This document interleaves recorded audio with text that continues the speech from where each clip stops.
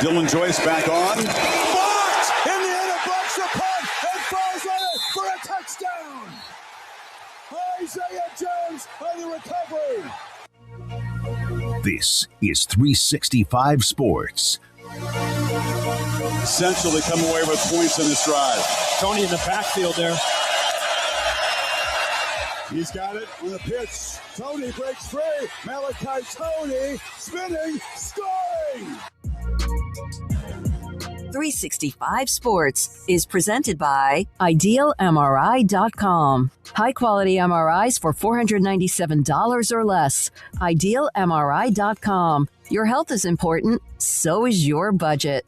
Got to get to the 8.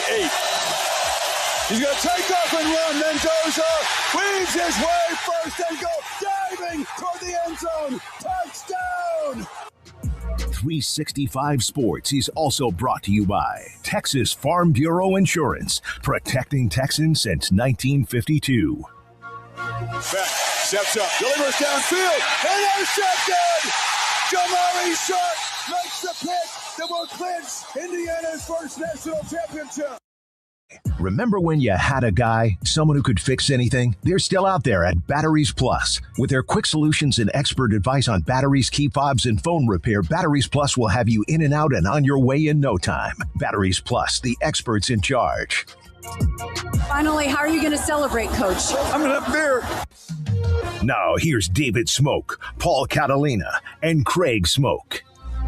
365 Sports on this Wednesday, and nice to be back at our studio with the roads better, the weather warmer. See a lot of the ice or the snow or the combination of all kind of pretty much nuked, and it's great to be in studio. Craig Smoak, Paul Catalina, thank you for your time today. If you don't mind, off the top, hit the like button, and if you have not subscribed to 365 Sports, please do so. We would appreciate that. I have been I guess in the broadcast business since 1981. I've been to some of those Saturday discussions that led to like announcing the Pro Football Hall of Fame, and then they got to be more and more fancy. I have never seen such emotion of somebody who didn't get in. Yeah, frustration if it wasn't Chris Carter or Drew Pearson or whoever. But the reaction yesterday to this, Bill Belichick is not going into the Pro Football Hall of Fame.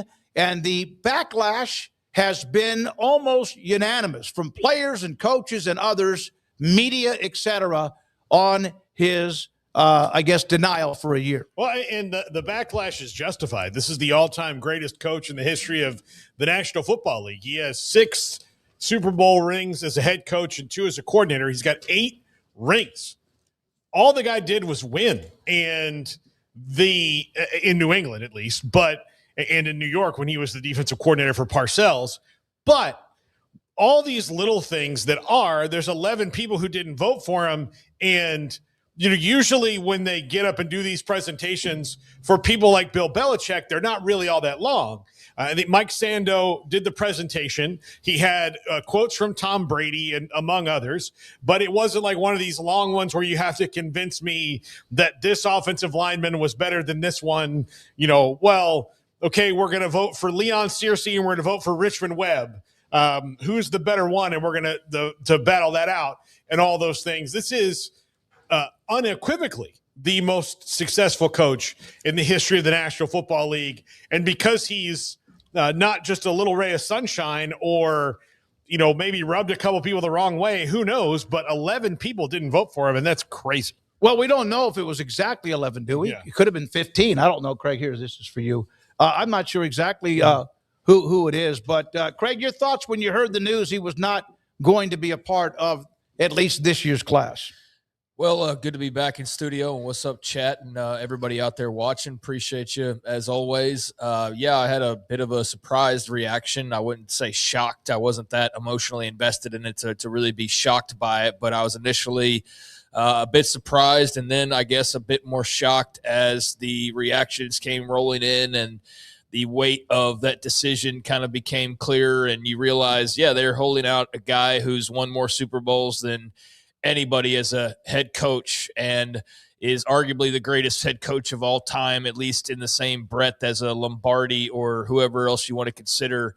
Now, you may say, no, Lombardi was unequivocally better, or this guy was unequivocally better. Like, there's no argument against a guy with that many Super Bowls. So he's at least in the conversation. And for some, I think particularly in the Northeast, he is the GOAT. So, yeah, to see him get denied on this first try as automatic outside of a man named Tom Brady, as you think there would be for the Hall of Fame, just really was something to me that left a bad taste not only in my mouth and other people's mouths, but for me specifically, made me really look at the Hall of Fame committee a lot differently. And I like John McClain. He's a friend of ours and has been on the Hall of Fame committee for a long time, and Shireen Williams, among others. And we know these people, and they've given us interviews over the years where they explain the process, and they're very transparent, and they're very not like the curmudgeon-y baseball writers with their ink-stained fingers who are like trying to be D-heads about the Hall of Fame and hold personal grudges and vendettas against guys. And we know that to be true. We know that to be true with the Baseball Hall of Fame. The Football Hall of Fame hasn't been that way. It's pretty much operated like a pretty well streamlined machine. And this is the first time I think you look at it and you go, wait, is somebody holding a personal vendetta against Bill Belichick because he's dating a young girl, or are they holding it against him because, like the baseball writers, he didn't give them good quotes or interviews when they were the beat writer for the Patriots or something? Like, what could they possibly not vote him in for? Because that's a very baseball thing to do, is to do it because he didn't give you what you wanted, and you want to hold this personal grudge against him. And that's what's rotten about the Baseball Hall of Fame, whereas the Pro Football Hall of Fame has always operated on a bit of a different plane. And this feels like, well, somebody had to have held a vendetta against him, or people are holding a grudge, and that's very unlike this body. Now, I know Shireen came out and tried to explain on Twitter, well, this isn't necessarily saying like no to Bill Belichick. It's voting for who you think that should get in. Like, you have your couple people or whatever that you vote in.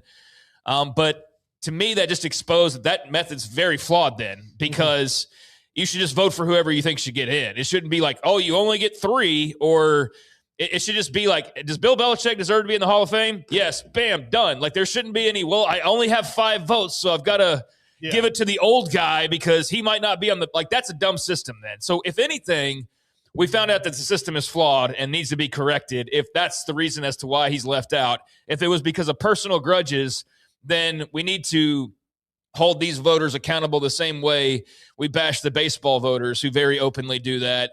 So, yeah, a big surprise and a little bit of a controversy now heading into the biggest week of the year for the Pro Football Hall of Fame committee. So, yeah, I know it's been a wild 24 hours for those folks trying to answer all the questions and all the backlash that has come their way. Yeah, and sometimes I think that people think there's this grand conspiracy. I don't think there's anything like that. I think it's just, there's flaws in the process that were shown by this, and it allows those people who do have petty things against Bill Belichick, like Bill Polian, who is kind of been all over the map in his denials about this. But like all of those things, we'll get to that in a second. So, okay, I know we have a graphic on it, but that all those things, it just kind of allows that to expose that, oh, well, we always heard from John, it's not about anything else. It's, do they deserve to be in the Hall of Fame? It's not about how they were in press conferences. Pro Football's Hall of Fame is you are not supposed to, and you should not take into any consideration something they may have done, been suspended, been a dope addict, or anything when you vote. It's baseball. We do know. Craig, you brought it up, Paul. You got writers who are pissed because so-and-so didn't talk to them. Some guys did wait a few years. Art Monk and a couple of others who weren't those who did interviews in pro football. John's made it clear. I did talk to Shireen earlier today. We'll have that here in a moment, but I want to get our feedback because we haven't had a chance to discuss it very much. And so, yeah, it shocked me. And then I have to admit this: there was a part of me immediately that said, "Oh no, there's some that are going to make him pay." Now, the Bill Polian thing remains still not. He said in an interview earlier. Do you have the one that is from? Which one do you have? It's the one that says Matt Valderrama or whatever it is, Brandon. It said I just spoke on the phone with Bill Polian, and asked whether he was an influence on Bill Belichick being snubbed by the Hall of Fame. His quote, "That's totally and categorically untrue. I voted for him." Then Don Van Natta of ESPN, he spoke with Belichick, who, while discussing it, then said he didn't understand. He wasn't so sure whether he voted for him or not. 95% sure I did, but I don't remember. And that kind of created a little bit of, oh, no, Bill.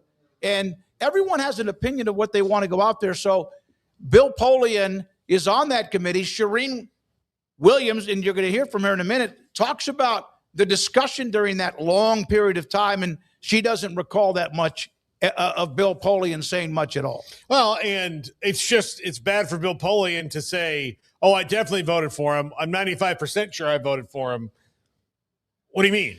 Like it makes you wonder, okay, you can't remember who you voted for in this, then should you have this responsibility? Whether he did or didn't vote for him, it calls into like, well, maybe you shouldn't be doing this. Well, I think we need to provide some clarification on the Bill Polian thing rather than just, I mean, yeah, there's a connection there, but the report is that he told other people on the committee to not vote for Belichick because of the Spygate scandal. According that Bill to sources, to have a punishment. That's the story. That's where the Bill Polian thing comes from, is that he was apparently telling other voters that there should be some sort of penance for Spygate. And then when he's asked about his vote, he says he doesn't remember with 100% certainty. He said he was 95% sure in another quote. Then he said that he was shocked to learn that he didn't get in and that he feels like he deserves to be in. He told other voters or told some other body that he didn't float the idea of there needing to be a punishment for Belichick. But then he told ESPN that he did hear a couple of other voters float that idea. So somebody in that room, but not him, was floating that idea, even though the original report was on him. He sounds like an effing liar is what he sounds like. I think Bill Polian probably did have something to do with it based on all of the context clues here. And if he didn't and it was some other random voter, then so be it. But, yeah, he looks like a guy who doesn't know how to lie very well or got caught in a lie and wasn't expecting to, because he's saying things out of both sides of his mouth in regards to this, and it just makes him look guilty whether he is or is not. So, yeah, if that's the case, then that's some Baseball Hall of Fame stuff of, oh, well, I think he should be punished for this thing from years ago. That's not Bill Polian's to decide. And shame on those voters, because if that influenced them, they should have their vote stripped, because you don't need to have anybody, no matter who they are, dictating your vote or getting in your ear like that and flipping what should be the most obvious vote of all time. This isn't a dude who was on steroids and had better home run numbers because of drugs. Dude just went out and won games. Now, the Spygate thing, you could say, well, he won more games because of that. So that's a fair thing to bring into the conversation. But to sit there and go, no, we need to punish him more than he was punished. We need to punish him and make him wait. I think that's just foul, is what that is. So it sounds like Bill Polian was involved. I'm sure there will be more to this. Wouldn't surprise me one way or the other. Clearly, some people have a bit of a vendetta, and perhaps it's also the way the voting is set up. Again, Shireen was trying to describe it on Twitter yesterday and enlighten people, but a lot of people didn't want to really hear it at the time. But I think any system, if there's no outside influence where it's not obvious that Bill Belichick gets the majority of the votes, is a system that now needs to be under review. And that's a shame, because the Pro Football Hall of Fame has pretty much operated without any drama and has been pretty clear cut. And this is the first time that I can recall that there's ever been like a big, like, wait, what is going on here? And that's not a position they're used to being in. Yeah, 3 players, four older players, a coach, and then a contributor are in a box of 5 names. And each voter can pick 3 names. They can't pick 4. They can't pick 2. They're supposed to pick 3. And then after that, if you get 40 votes out of everybody, you are in the Pro Football Hall of Fame. Is a stupid thing to do, because if there's 5 people worthy, there should be 5 people that go in. Now, the problem is that they're trying to clear out all these old heads. That's the problem. They've taken the last 10 years to try to clear the back catalog of the senior votes. And I understand that you have to acknowledge them as well, and they didn't get their fair due at the time. But I don't need some guy from the 1950s now getting in 80, 90 years later versus Bill Belichick, who just, you know what I'm saying? They had, I agree. Remember, they had a couple of years where they brought in 25 guys. They had a backlog, and they brought them all in at once because they could see what was happening. They were like cholesterol with all the candidates, and they got through that. And then Dion, a few years back, said, hey, we're bringing in too many guys in the Hall of Fame. Of course, he eventually is in, but he was saying, we are letting too many people into the Hall of Fame. This is part of the seniors committee, et cetera. And then you have the other votes that include a bunch of guys that will be announced on Saturday evening. Which why it's kind of limiting in that. And like, I know, like, okay, so you might pick a guy because he's 85 years old, because you're like, well, I want to make sure that we do it because he's alive and he can experience this. I think that is a noble reason, although not the best one, because anybody can die at any moment. You know, you could be a 50-year-old Hall of Famer and die. But a lot of people thought they were going to see 50-year-old Kobe Bryant walk the stage until they didn't, you know? Yeah, so it's all of that. So, like, it's noble to be like, oh, this guy I really like him to experience this. But also what took him 7 decades to get into the Hall of Fame. Like, that's always my question is, like, so it took 80 years, and this guy who won the most Super Bowls ever, like, I don't know. You are so nails on this, Craig. And that's why they need to have some flexibility to be, oh, these are the 5 guys. We can't keep any of these 5 guys out. So this isn't the players either. So the players. There are 3 players. But, I mean, it's not the modern era players or whatever, right? So it's the older era players and then coaches and contributors. Well, look, if you've got 5 people on that list that they give you, and all 5, you have the 2 players everybody votes for, and the contributor and the so if it's Robert Kraft and it's Bill Belichick and all of that, if it's just, well, these guys are no-brainers, then we shouldn't be made to say, should we leave a no-brainer out to make sure that this guy gets in, because then that limits what you do, and you say, well, this year we're going to have 5. I don't know. The 3 players, a contributor, and a coach. Now, this is what Pro Football Hall of Fame says they want and how they want it to vote. A lot of times the voters are getting hit here. This was the Pro Football Hall of Fame saying you can't vote for all 5. You vote for 3, and then some are going to vote for players over coaches and contributors, no matter who the others are. And this is what we have today. I have never seen, other than when he was a passionate coach in college or with the Cowboys, Jimmy Johnson, and I know he was with the Dolphins too. This was Jimmy Johnson. After the decision was announced, I would like to know the names of the assholes who did not vote for him. They are too cowardly to identify themselves. And then, of course, there's other decisions. Troy Aikman, who's not one to really say much on social media, a disappointing day for the Pro Football Hall of Fame. And then J.J. Watt had something to say. Patrick Mahomes had something to say, and others in other sports also. There's Mahomes. Insane, don't even understand how this could be possible. So those are the reactions of players, and all of them. Watt will be, Aikman is, and Mahomes will be at some point in the future. Yeah, it's very rare that you see an issue with the NFL be this kind of unified in support. And also, it's funny because the last year of news about Bill Belichick has been about how weird his life has gotten. And now here he is, we're all kind of on his side because he should be in the Hall of Fame, and he will get in the Hall of Fame. I have no doubt of that. I mean, that's going to happen. It's just so weird. And these Hall of Fame things, and I've said this about baseball. Craig just made the point about what took 70 years. If you are one of the best players, coaches in your era, then you should be in, and era-to-era comparison should only come in when the differences are very stark. Because if we, like in baseball, if you start saying, well, this guy didn't have 300 wins, it's not his fault he didn't have 300 wins. All of a sudden, all of baseball decided that you're only going to pitch 5 1/3. So it's not like Nolan Ryan, who, if they pitched 5 1/3 and tried to pull him out, they were going to have Nolan Ryan yelling at them in the clubhouse for, I had one bad inning and you pulled me out. That's dumb. And so with the NFL, it's got to be kind of the same thing. I think they've always done it better, but this shows maybe it shows a bit of a flaw in the process. All right, so I did talk to Shireen Williams earlier today. We're going to have that for you. We also have Evan Miyakawa on evanmaya.com on college basketball and what he has seen. And, of course, a lot of what's going on in men's basketball. And then Zach Gale will join us. Zach will be on. He had quite a bit to say today during his show right before ours here on 365 Sports. So Shireen Williams, I got in touch with her earlier. We had John McClain on yesterday, and we recorded that. And right about the time that was airing, some of this news came down. Shireen has been on with us before about the Hall of Fame and even the NFL and the Cowboys, and this is the conversation, my first question to her. Never seen this much backlash in my life, and I've been doing this for 40-plus years. You? I have not. Last year was a little bit when Eli Manning didn't make it ballot, but nothing like this. Harry Carson, of course, was butthurt when he didn't make it for a while. We saw Drew Pearson when he didn't make it in the 2020 Centennial class.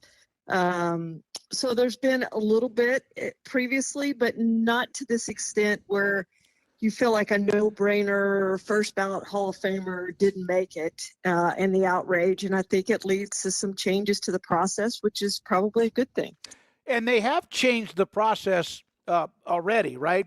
I remember when, and again, I sound so old, but you guys used to meet on site at the Super Bowl Saturday morning, 8, 10, whatever amount of hours, and then eventually word would get out. Now, John had told me has been this while, I guess, Zoom for quite some time, but still a lengthy meeting.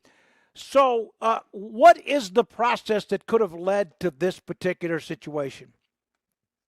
Well, yeah, it changed COVID years because you couldn't get everybody to the Super Bowl to do it. And they figured out that the knock on the door was a really cool thing and probably better, going to their houses than to knock on the door at the hotel at the Super Bowl. And then you have guys who didn't make it because you have them all there next door who are hearing the screams, and they find out they didn't get in. So They figured out that this was probably a better way to do things. So they changed it during COVID, and then they made tweaks to it. So this is the second year. If you go back in 2020, Deion Sanders said too many guys are getting in the Hall of Fame. I don't like it. There's just too many who are being let in. The classes were around probably average 7. Probably, I think at times there were 8, but there were a lot of Hall of Famers going in every year. And Deion wasn't alone in that. And so they listened. And so this was the doings of the Hall of Famers to say we're not happy with so many people going in. So last year was the first year, the class of 2025. This is the class of 2026. The class of 2025 only had 4 members in it. There was one from that pool of 3 seniors, coach and a contributor. First time those 5 had been together. So you vote for 3 of those. And then you vote for 5 of 7 finalists for the modern era, and there ended up being 4 to get in, 3 modern era, and then 1 off that coach contributor, 3 seniors, and that was Sterling Sharp. And I imagine it's going to be 4, probably maybe 5 again this year. It's not going to be more than 5, I wouldn't imagine. So they changed the process to make it harder to go in, and this is an unintended consequence. I don't think anybody saw this coming the way it's come. In the past, you voted yes or no. Now you vote again in where Bill Belichick is. You vote for 3 of 5, and they have to get 80%. And last year, 1 of the 5 got 80%. So there's a chance that's a fine line. So there's a chance that maybe if, let's say, there's 5 voters who think, well, Belichick's getting in, so I'm going to try to get so and so, L.C. Greenwood or Roger Craig or Bill Polian or whoever. Maybe get them a vote. That just seems to be like almost waiting for something bad to happen or something weird to happen. Yeah, I definitely think that probably played a part in this. I imagine there were some people who said, hey, Belichick, no brainer. We all thought that, right? Yeah. And so they said, I'm going to cast my vote with 3 others, whether it's Robert Kraft or Ken Anderson, Roger Craig, or L.C. Greenwood. I'm going to cast my 3 votes for those people, and maybe we get more than 1 in this year. And I'm sure there was some of that. And how many of the 11 or however many it was at least 11 who did not have Belichick on their ballot. How many of those did that? I don't know. And how many of them said, I'm going to punish him for Spygate for 1 year? And how many of them said, whatever. I don't know the reasons. It's not like 11 people stood up in the meeting and said, hey, I'm not voting for Belichick for this reason.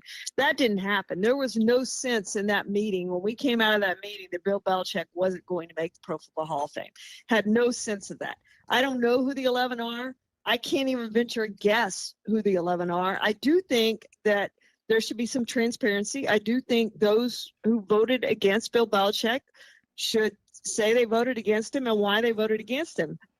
And, if they're willing to vote against him, then they should be willing to stand up and say, this is the reason I voted against him. Or, hey, I screwed up. Like, I was just assumed that Bill Belichick was going in and I voted for 3 others. And, it's the process that made this happen. I'm sorry Bill Belichick didn't get in, or whatever the case may be.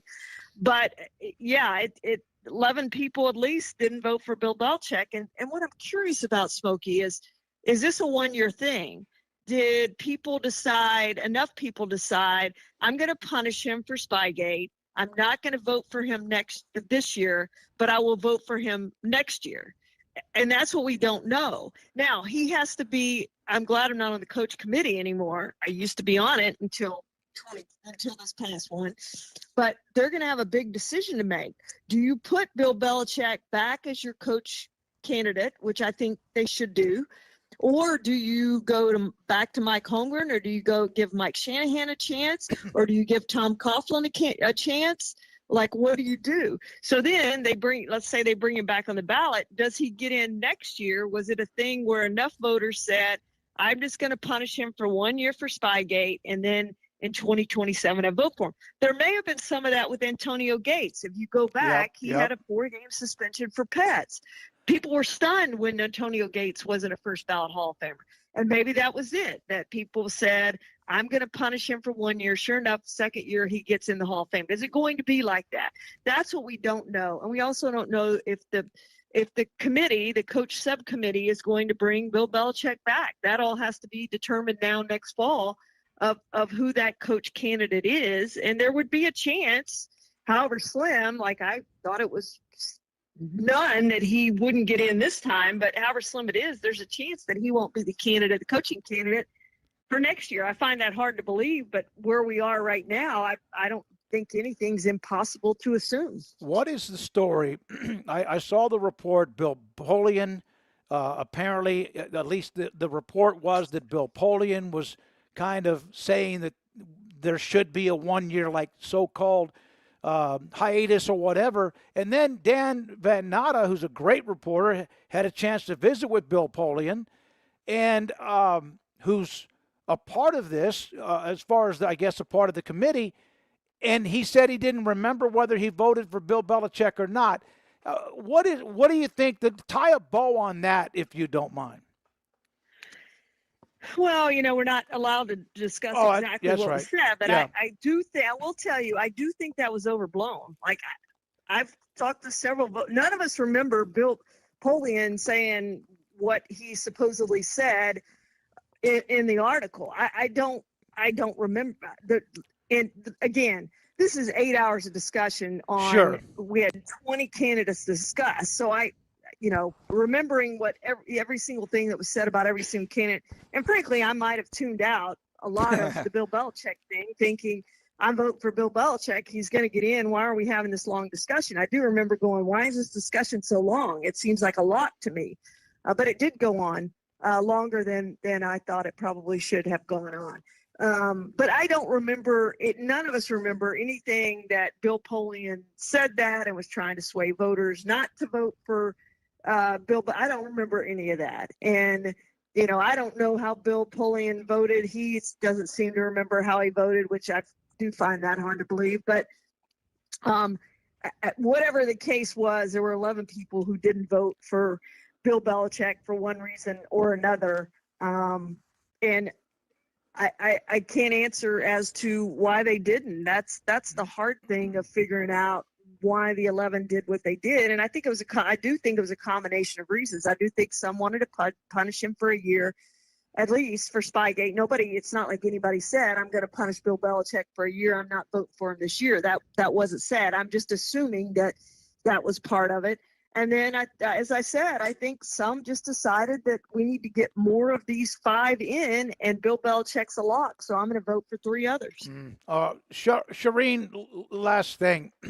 There's no way there's enough pressure on this decision that he's not in that the NFL or the Pro Football Hall of Fame would intervene and say, hell, no, he's going in. They can't do that, can they? No, I don't see any way they're going to do that. I do think what happens, though, is they overhaul the process.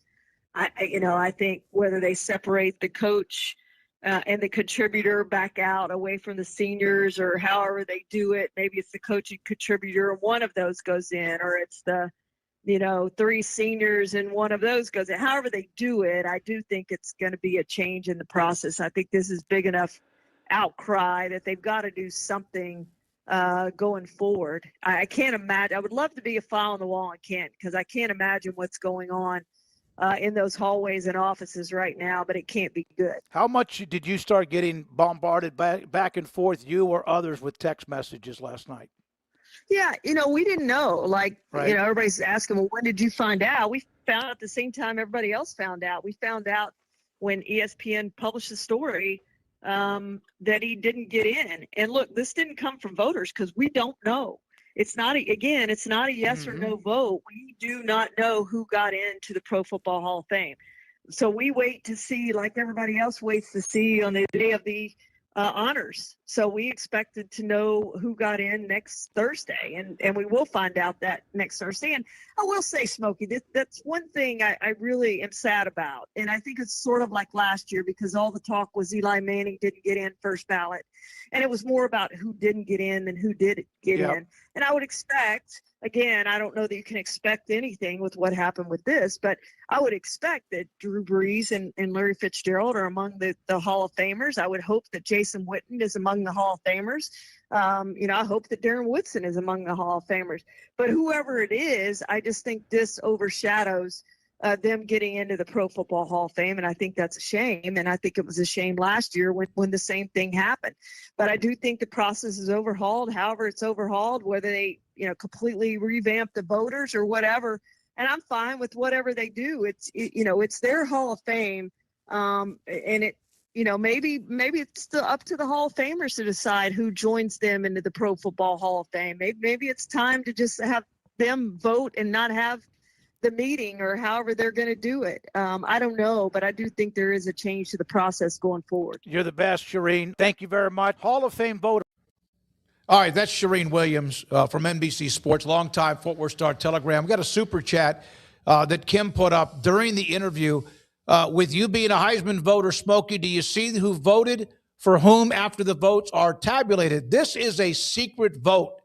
There are no, you can say it if you want to after the Hall of Fame announcements made. Heisman voters are public, but you cannot give that information until after the announcement. It used to be they'd do a running, trending thing, and they'd get 3 from, you'd get 89 or 200 or whatever, and you can kind of get an idea.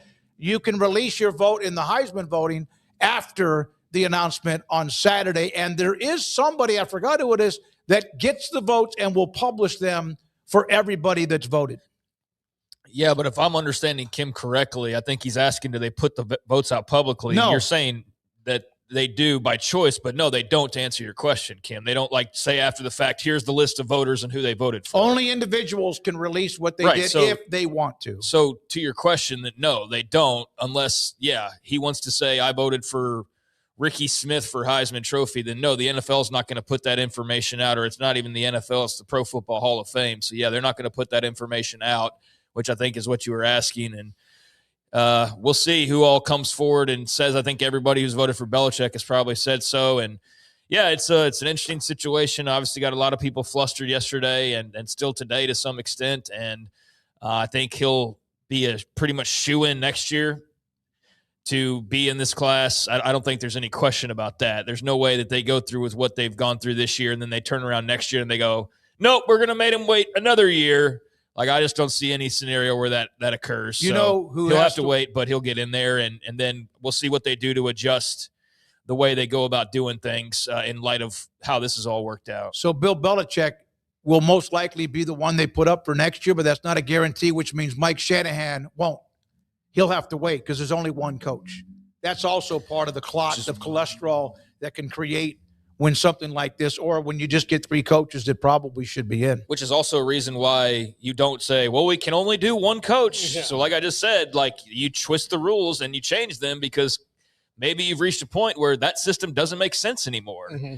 And if now you've got a glutton of head coaches, but you're like, well, we can only do one at a time. Well, then we're going to have guys who retired in 2024 having to wait 25 years to get in because we got to only one at a time. So yeah, I think they're going to have to adjust that and say, no, Shanahan and Belichick can go in the same year if they need to, or some combination of that is probably what they would need to do. It's weird that you would only take one coach at a time when you wouldn't say, oh, we've got 2 running backs in this class. Like if the class was Earl Campbell and, Gale Sayers together. I know that they're not in the same era, but just say that they came up in the same year. You wouldn't be like flip a coin over 2 of the greatest of all time. You wouldn't stop 2 quarterbacks from going in at the same time if it was, if they were both Hall of Fame worthy. So, yeah, to say that 2 coaches can't go in at the same time. Now, look, Mike Shanahan's resume compared to Bill Belichick's is not as much, but this dude still won 2 Super Bowls. He got Elway his 2 Super Bowls. It was his architecture that finally got Elway there. And so he deserves to be in the Hall of Fame for taking a milkman driver, a milk truck driver, Mike Anderson, and making him 1,000 yards because the offense that they ran, that what was it, that zone? The zone blocking, the zone blocking offense changed football. He's an innovator at all those things. So it's different. It's different respects. Bill Belichick is the greatest all-around coach there was, and that he really only needed assistants to tell him things that he wasn't specifically looking at in the moment. I know he had to let them call plays, but if you went totally old school like Tom Landry, he could have called the whole game, both sides of the ball. I heard an interview with Tom Brady on one of the talk shows earlier today, and he talked about how, he was stunned. He felt the same way. 99% of the reaction has been those who are like upset. And that, a lot of times that's on social media, the initial wave. This is when Jimmy Johnson just doesn't get on. He doesn't say much. Neither does Aikman, and they both were full throttle with what they were saying. Evan Miyakawa, college basketball. What do the analytics say about all of those 6 ranked teams in the Big 12, including Tech after the win against Houston? And, of course, other games that we've seen in the last couple of days or even this year. Who are the teams that are hot? Who are the teams trending to be big-time national championship contenders? Evan is next, and this is 365 Sports. It is Petty Clinic, lowt.com. Dr. Kent Petty can help you become the high-performance man that you want to be, need to be, used to be. And how can he help you? You get into your mid-30s, upper 30s, and usually it can even wait till your 40s. 1 out of every 3 to 4 men have symptomatic issues of low testosterone. Your testosterone level can drop. It's like almost fuel for your engine in many, many ways, from how you feel, how much you get accomplished, are you focused, your sex drive, all of the above. It's like fuel for your body. And when that number drops, it can create a lot of different issues, symptoms, and it means you could get sluggish, or you could just not be focused, or you're not getting things done. Your sex drive and performance is not the same either, or all of the above.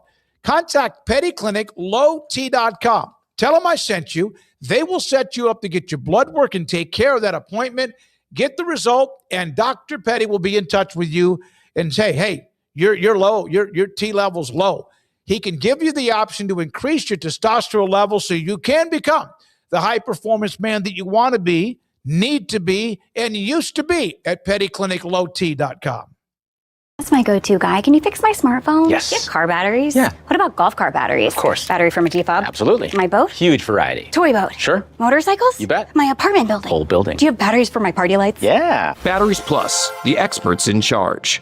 Save big during the Start Something New sales event at Allen Samuels Dodge Chrysler Jeep Ram in Waco. Drive a new Ram 1500 Lone Star Crew Cab with $13,000 off, or choose 0% financing. Get a new Laramie Crew Cab 4-wheel drive with 3.9% financing for 72 months, plus $15,000 off MSRP. Explore in a new Jeep Grand Cherokee Laredo, starting at $31,990.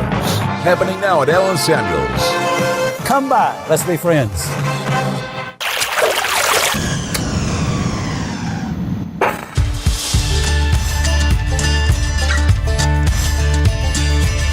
Bold are the adventurous. Determined are the leaders. Faithful are the healers. At Baylor, you'll find your calling, your people, and your purpose. Dare to be you, indeed. Marco's only uses premium toppings, which means your pizza isn't just flavorful, it's mushroom-full, or sausage-full, or pepperoni-full. And you can get unlimited medium one-topping pizzas from the place named America's favorite pizza chain starting at $8.99 every day, only at Marco's. I pitched in the major leagues for 24 years, and let me tell you, I can feel it in my joints. Shoulders, elbows, and knees. Trust me, pain doesn't retire when you do. I tried everything to get rid of the pain. Nothing worked until QC Kinetics. Baseball legend Roger Clemens and other patients are getting lasting relief with QC Kinetics regenerative treatments. No surgery. I trust QC Kinetics. You should too. Let's commit to getting rid of all the pain. Schedule your free consultation today. QC Kinetics. Better starts here. You got batteries for my side-by-side? Yes. Replace my flashlight? Sure thing. What about my business? Oh, good one. 100%. Batteries for my fleet of trucks? Gas floor scrubbers? Yes, and fire panels. We have pallets of batteries. Well, what about... As your go-to guy, if it needs a battery, we have it. Well, that's all you had to say. Could have led with that. Batteries Plus, the experts in charge. This is 365 Sports. The 3 o'clock hour is sponsored by Waco Custom Marketplace. Meats, sweets, Texas treats, and a cut above the rest. 425 Lake Air Drive, Waco. Evan Miyakawa joins us, and he, of course, breaks down analytics and metrics and crunches numbers and probably would be a pretty good CPA and accountant, too, and an office manager and all of the above. And, Evan, thank you. Great to see you, sir, and joining all of us. Glad to be here. And, I love coming on the show every single year. You guys have been one of the earliest shows I've been a repeated guest on, so I really appreciate it. Well, we appreciate you, and we remember you when you might have just been like trying to get your driver's license. You were so young.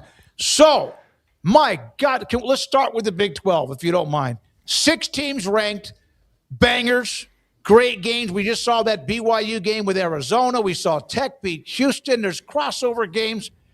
Is it better based on what you've seen before with who they are this year?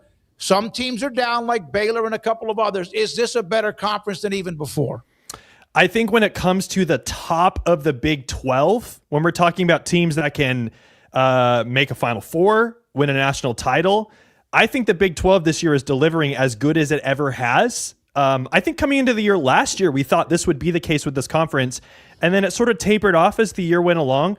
This year, that's anything but the case. Arizona is the clear best team in the country and as likely as any team to win a national title.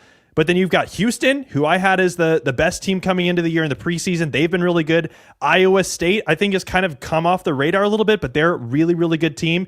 Kansas, when they're healthy, can beat anybody. BYU is really, really talented. Texas Tech can beat anybody. So when you're talking about those 6 teams, I have all 6 of those teams ranked in the top 16 strongest teams nationally. That's almost 50% of that top 16 there. So the top of this conference is as good as we've ever seen. You know, the middle to bottom of the conference, definitely a little bit lower than usual. But if we're talking about which conference is going to move the needle the most when we get to March Madness, I think it's the Big 12. Evan, this is again. It's not as much of a you can lose any night league as it was, but the battle for the top is so difficult because right now you could make an argument that BYU's in a slump because they've lost 2 games in a row, but who wouldn't lose 2 games in a row for the most part, even as good as BYU is, if they're Houston and Texas Tech or Arizona and Texas Tech right there back to back. Yeah, absolutely. I mean, I think when you're talking about these 6 teams, if you're talking about games in the Big 12 that are against any of that group, if you're going 500 in conference play over the course of the season against that top 6, like you're really doing something well. And there's going to be a lot of beating up each other at the top. I do not think we're going to get to the end of conference play and have a Big 12 champion with like just 2 losses. Because there's just going to be so many heavyweight battles at the top. And then that really does also impact your ability to play well in all of your other games. If you're a BYU and you're coming off that loss against Arizona, you gave a lot in that matchup, or you're going to have a lot of games like that. That's going to take a toll on you when you go and play your middle of the pack teams like your TCUs or your Baylors or your UCFs on the road. So it is a slog in this conference. And yes, there are a few teams in this conference talking about like Utah and Arizona State who are not really anywhere near the tournament picture. But for the most part, when you're talking about how much it takes to win a game against that elite top 6, and then the next tier of teams that are also going to be difficult to beat, especially on the road, it's really difficult. Every year, and like we saw with Indiana the last couple of years, or Tech joining the fray in football this year, there's always like a team, an outlier, or 3 that are like, well, what are they hanging around doing? I see your top 10 teams on your site, Evan, MIYA.com. Any outliers? Because most of those are good basketball schools. Who's the first outlier trying to get involved? Oh boy. I do not think any of the teams in the top 10, I would say, are like, do they belong? I'm not sure. But if we're talking about a team in my top 10 right now, that is definitely the most surprising from what we had in the preseason, I think there's an argument it's Michigan State. Michigan State, I have ranked as the 4th best team in the country. And even the most optimistic Spartans fan, I don't think would have thought that this would be a top 5 team, a contender to win the Big Ten conference title, potentially get a 1 or 2 seed in the tournament. That's how well they've been playing. But the togetherness of this group, led by their fearless point guard Jeremy Fears, has been incredible to watch. They have a really juicy game, maybe the game of the college basketball season, coming up on Friday night, where they are hosting Michigan in East Lansing. So that is going to be a really fun game. I think Michigan State probably is the most surprising of that group, and it's been really cool to see how well they've played so far this season. Evan, this is, year to year you have, these teams can win a national title. These are the ones who could be good. Do you feel that field is, sometimes it's very small. This year, I feel like it's pretty big on teams that could actually make a run, especially given how the talent money's been spent around at these places. I agree. I think this has been a regular talking point so far this season, that the number of elite teams in the sport is as big as we've ever seen. I agree with that. I think coming into the tournament last year, there was a very clear 4 to 5 teams, all the 1 seeds, plus maybe you want to throw like an Alabama in there, that were a cut above the rest. That's what we ended up seeing in the Final Four. All the 1 seeds got there. This year, I think the tier, the best teams in the sport is just as good as last year, but the contenders for that are as deep as we've seen. And, there are a lot of magic formulas out there that say like, hey, if you're this ranking in the AP poll on this date, or you have this offensive efficiency, and this is exactly who can win and can't win. I think a lot of that stuff is kind of cheap. But when I actually look at it statistically, I have a very rigorous way of deciding on Selection Sunday which teams do I really value as serious title contenders. And right now, if we were picking that, if the bracket came out today, I would have 11 teams on that list. And that is, normally I only have 6 or 7. So I think that the pool of teams who can win a national title is really deep this year. You have the top 10 players. You have the top 10 teams in three-point shoot, whatever. Did you ever see or think you would see that many freshmen inside of your top 10? We mentioned those 40-point games we saw over the weekend, plus a couple of others that are really good, including your number 1 ranked guy right now in Boozer. There's DeBonsta, there's Flemings. Did you ever think you would see that kind of youth inside the top 10? I mean, no, not really. I think we predicted that might happen a little bit coming into the season, but really a lot of the conversation coming into the year was the big 3, right? Cameron Boozer, AJ DeBonsa, Darren Peterson, all were like the top 3 freshmen in this class are as good as we've ever seen. Any of them could go number 1 in the NBA draft, but it has been the other group of freshmen who have been unbelievable this year. I had the opportunity to be at Mackey Arena this last weekend to see Keaton Wagler for Illinois, who was like outside the top 150 recruits coming into the year, score 46 points, probably the best performance we've seen by any player in college basketball at all this season. And so when you talk about him, you talk about Caleb Wilson at North Carolina.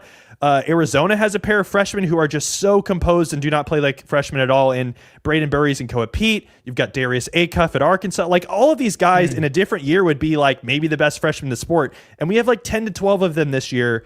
And that doesn't even mention some of the guys who are first-year players who have come over from international waters who have been good as well. So the first-year talent this year, unbelievable. Evan, how do you break down Kansas's lineup, given that it's been two very separate things that have led to this point, with Darren Peterson in the lineup, Darren Peterson out of the lineup? I'm not sure they can beat the elite teams without him. They can hang with them. With them, it's a completely different thing, and they haven't even quite gelled there yet. Yeah, I think when we're talking about Kansas, I honestly think I've been impressed with how they've handled their games without Darren Peterson. I think they had every reason to potentially fold and be just like a fringe tournament team without him. They've certainly had some games where they've not been able to play great without him. But I think maybe it's sort of worked in their favor in the fact that they have learned how to play stretches where he's not available at all, or he's on the bench because of injury reasons or otherwise. And like Melvin Council has turned into like Michael Jordan when Darren Peterson isn't there. So in that sense, yes, this team's ceiling is way higher when Darren Peterson is in the fold versus not. But I don't think they've been terribly bad without him. And I think the fact that they've learned how to play without him will end up helping the team's cohesion as a whole as we get further in the season. And that's, again, with the hope that Darren Peterson is fully healthy and able to give his best self. Other than your alma mater, who I don't know the expectations were that high, other than hoping that maybe they'll be okay, who has been a disappointment among the two, maybe one or four teams, whatever, that are they're not playing up to the level you thought? Good question. I think if I'm looking at most disappointing teams from the preseason, I'm looking at maybe like a team like UCLA, who is trending in the right direction, but I had them like right outside the top 10 teams coming into the year, and they've just not been anywhere near as good. I think Kentucky is an obvious one. I was a little bit lower on Kentucky in the preseason compared to some fans, but I think there was every expectation that this would be a top 10 group. Supposedly the most expensive roster in the country. They have just not shown any ability at all to compete against the best teams on their schedule. So they're probably in the tournament right now, but like they were hoping for a 1 or 2 seed coming into this year, and they're having to fight for their tournament life. So they've been disappointing. I think those are probably the main two teams that stick out to me overall that I thought, hey, if they're playing well, this could be a title contender, and they've been anything but that. I mentioned some of the teams that are surprising people. Maybe they shouldn't be. Vanderbilt. Now, they got smoked, I think, over the weekend, but then they came back and hammered, may have been Kentucky, and yes, playing at a fantastic football team, obviously was very good, but man, have they played well so far. I love Vanderbilt, and I love the way that they constructed their roster. I have a bit of insight in how they did this, and their coaching staff is really smart, very analytics heavy. They use MySite and other tools like that regularly when they're evaluating players. And the way that they did this is not only did they recruit players they thought were good, but thought were good and fit their system and are cohesive together. And they returned several key players that were kind of underrated on the national radar. Their point guard, Tyler Tanner, has turned into one of the best point guards we have in the entire country. Might be your front runner for SEC Player of the Year right now. That's how good Vanderbilt has been. And so, I think when we're talking about teams that people were sleeping on in the preseason but have really turned into something dangerous, Vanderbilt absolutely is at the top of that list. So, Evan, one of the reasons you're one of my favorite guests is that from time to time, you will send me a direct message about something. Look, I'll tell you, you've never not surprised me. Like I've never been like, well, yeah, duh, Evan. You didn't need to tell me this. Every time it's something good, but you sent me a video that you did about Baylor and why they're struggling. And they were, for a very long time, the problem was they would lose to the bad teams, but the good teams, they knew it was. Right now, there's clearly a talent gap between them and the elite teams that they're playing. Yeah, and the problem that I've documented with Baylor, which is a disappointment because I love Baylor. It's where I went to grad school. I want them to play well. But this season, they are one of the worst teams in the country when it comes to playing up to competition. Basically, what that means is when they're playing against weak teams on their schedule, they look like a top 15, 20 team the way that they're smacking them around. But when we talk about actually playing against the better teams in the Big 12 or in their non-conference schedule, they've just, for the most part, not really shown much ability to compete with those teams at all. And this has actually been a trend for them for several years now, where they've been in the top 5 to 10 teams nationally who are really struggling to go up to that, to play up to elite competition. And so maybe it's a talent gap thing. Yes, I don't think this roster is anywhere near as good as some of the great Baylor teams we've seen in the last 5 to 10 years. But I think it's more than that. I think it's something to do with the way that they are able to, match up with better, more athletic teams. Something just isn't clicking in the way that they're approaching those games. I hope that they can right that ship and maybe have an outside chance at making the tournament this year. But so far, it doesn't look good. Texas Tech has now won 9 of 10, just beat Houston, have the win against BYU, and then, of course, have Duke as a win, too. And not a surprise because Texas Tech with McCaslin there, they've been good for a while. Chris Beard was good. Your thoughts about where they are and how critical, they could have lost that game, but how just the resume of beating Houston anytime. I think Texas Tech is maybe one of the most interesting teams in the country to me because of this. They have 2 really excellent star players in JT Toppin and Christian Anderson, who are both incredible at what they do. But this team has a real depth issue in the sense that they only have 5 or 6 guys who they can trust to play regular minutes. Is something that I identified in the preseason I thought would be an issue with them. And given that they've had this struggle, it is remarkable the wins that they have, especially that win against Duke in a game where they had some players missing or out due to foul trouble, and they were going down to their deep bench, and they were down close to 20 points in that game. They come back and beat a Duke team that is really good.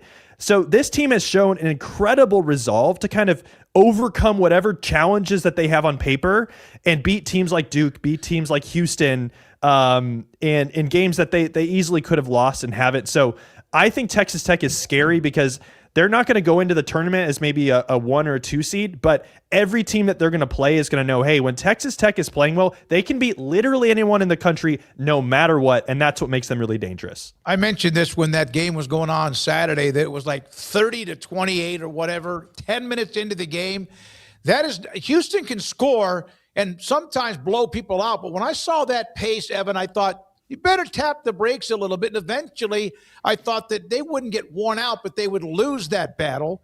They also retook the lead in the second half, but did you notice that too? Yeah, I mean, Houston doesn't ever give up offensive explosions like what Texas had, like ever. I was looking at the points per possession that Texas Tech scored in this game, and I think if you're excluding garbage time, it's the most allowed by Houston in a game since like 2018. Absolutely impressive stuff. I think Texas Tech had 12 threes in that game. That's the most that Houston has allowed in any game in the last 5 years. So again, Houston, really, really solid defense. They always are. That speaks to what Texas Tech was able to do offensively in a game where Houston threw their players at their point guard, Christian Anderson. Anderson didn't have his best game, but he didn't need to because he was able to facilitate and other teammates stepped up. So it was very, very impressive. By the way, on your site, I want to read this. This is from Joe Pasternak from UC Santa Barbara. Evan's website really helped us build our portal class this year. Player evaluations, grades were a big part of our recruiting process. And there's other head coaches on your site to say the very same thing. Yeah, by the way, Evan's a great example of get a degree doing something that seems kind of, like big high-level number stuff, and then apply it to the thing you love the most, and it can be your career, can be your dream. So it's awesome what you've done, Evan. Last year was the SEC's moment in basketball. Like they touted it all over the place. They won the national title with Florida and Todd Golden. That, man, the SEC is now as good in basketball as it is in football. Both those things this year not as true because it's very cyclical now. What do you think was the big downshift for them? Because Florida is still a good team, but they're not nearly as good as they were last year. They lost a lot of that team. A lot of people lose a lot of the team. The best team right now in the SEC as far as the national rankings go is Arkansas, but they don't have the depth. What happened to the SEC this year? I think what made the SEC historically great last year was 2 things. Number one, there was hardly a bad team at all in this conference. This conference got 14 out of their 16 teams into the tournament, which blew away the record for the most from any conference. So every single team in their league was really good last year. But then 2, the top of the conference, the elite teams also all came from the SEC. We ended up seeing the Florida Gators win the whole thing. So a very deserved, cap off for an SEC season. This year, what we have seen is I think the depth, the middle to bottom of this conference is still just as good as last year. Every single team except for South Carolina and Mississippi State, I have in my top 70 nationally. They'll probably get 11 to 12 teams in the tournament. So that part of it still stacks up, but it's the elite quality that's missing. They don't have a single team in the top 10 right now outside of Florida at 10 at evanmia.com. The top teams in this conference, Alabama, Arkansas, Tennessee, teams that we all thought could be among the nation's elite, just haven't been that consistent this year. So the top of the conference has definitely taken a step down, and comparing to a conference like the Big 12 or the Big 10, it's just way less likely that this conference is going to get a national title team or multiple Final Four teams like last year. So, it's hard to explain exactly why that happens. Sometimes this is just how these things go. The conference overall is still really strong, but they do not have a clear standout team like they did last year. Well, the leader of the conference is unranked in A&M. That says quite a bit. They're 6-1 in the conference, but they're unranked right now. And that's who I was going to ask you about, Evan, is Bucky McMillan, Texas A&M. I think programs like A&M that have resources but maybe not as much enthusiasm for basketball are wise to hire coaches with a system like Bucky Ball that is 3 points, full court press. This is what we're going to do. We're going to be really hard to defend, and we're going to defend you really hard. What has he done to kind of spark that? And also, a system like that means that you don't necessarily have to have Ajay Dibances and Darren Petersons to win a bunch of games. Yeah, I think the big question coming into the season was, we know Bucky McMillan is a good coach, but how is he going to fit, personality and style-wise with Texas A&M and the Deep South and the SEC and all that? What it has turned out is that this group has a moxie and an ability to win games and a togetherness that has really surprised a lot of people.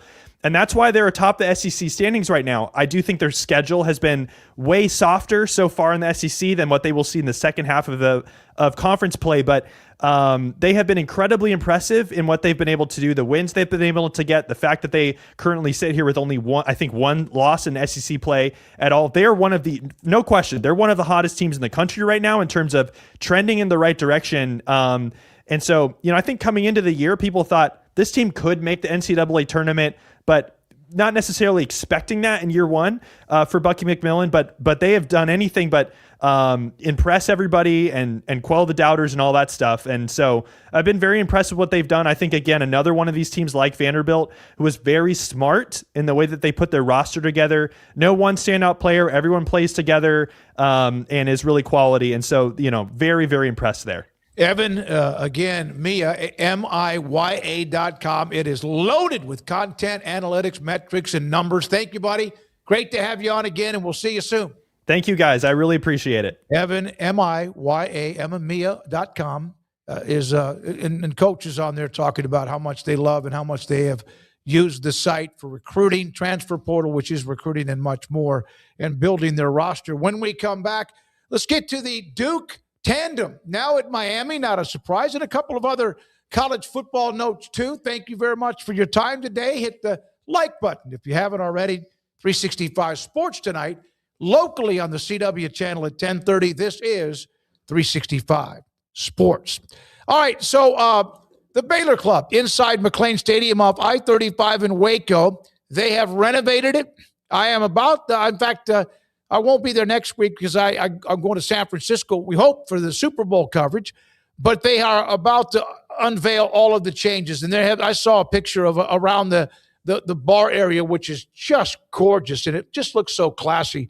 But they're also putting together a 4-course cabaret and 4-course Valentine's dinner, lunch, or whatever you want that day. The little thing on top, love notes, starter, salad, entrees, and dessert available, along with much more at the Baylor Club. Valentine's Day coming up, of course, in just a couple of weeks. And also, they have started X-Life, enhanced benefits at the Baylor Club, enhanced X-Life benefits, expanding access and flexibility to the members for a limited time. The one-time X-Life enrollment The fee is waived through the month of February. If you're interested in upgrading, reach out to the membership team at the Baylor Club for that. And then if you have a luncheon or a banquet or just wanting to get together with your business or possibly sponsors, symposium, those kind of events are there all the time, hosting inside the Baylor Club, whether there's 25 or 50,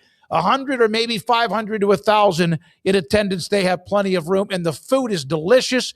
About to unveil their brand new menus for breakfast, lunch, and dinner with the great chefs that they have. Nick Colwell, the general manager, the Baylor Club, inside McLean Stadium off I-35 in Waco. With over 25 years of excellence in IT, Carrion Solutions is your trusted technology partner. From managed IT services to cutting-edge cybersecurity, our expert team delivers tailored solutions that drive success. Our portfolio includes products such as Veeam, Bitdefender, Microsoft, Cisco, and Fortinet. Call David Carrion and his team of experts. Call 888-522-2221 or visit us at carrionsolutions.com. Established in 2007 and independently owned, Alliance Bank Central Texas is committed to helping families and businesses meet their financial goals. From their tellers to their board of directors, they know the importance of superior service and competitive products. Customers have confidence knowing that their financial needs are in good hands. It's your bank, Alliance Bank Central Texas, with 2 Waco locations, 4721 Bosque Boulevard and 191 Archway Drive on Highway 84, and at alliancebanktexas.com. Member FDIC and equal housing lender. It's time to compete against yourself, finding too many excuses not to work out combined with bad eating habits, and Waco Regional Tennis and Fitness can help reach inside your competitive soul. Discipline, getting results you've only dreamed about, personal training, group exercise classes, and even a tanning bed, world-class tennis facility, and pickleball courts and lessons available. Waco Regional Tennis and Fitness, spacious, clean workout rooms, free weights, state-of-the-art technology, weight training equipment, and no intimidation. It's time for you to react today, not tomorrow, at Waco Regional Tennis and Fitness on Lakeshore Drive in Waco.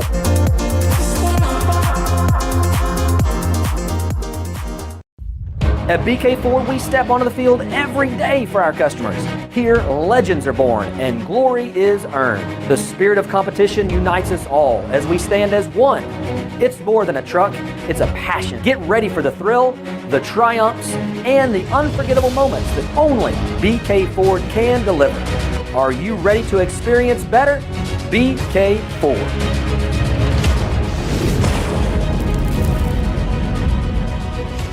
Hello, I'm Camille Johnson with Camille Johnson Realtors.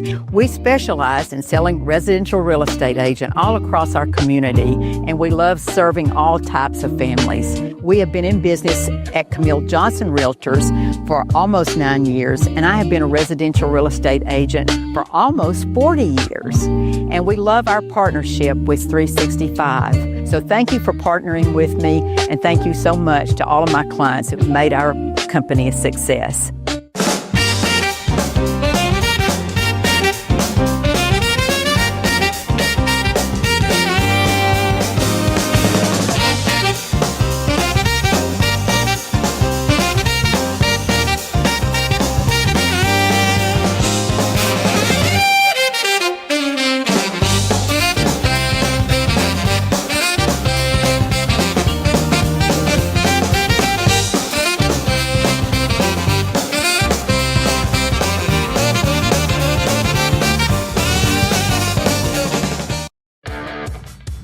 This is 365 Sports.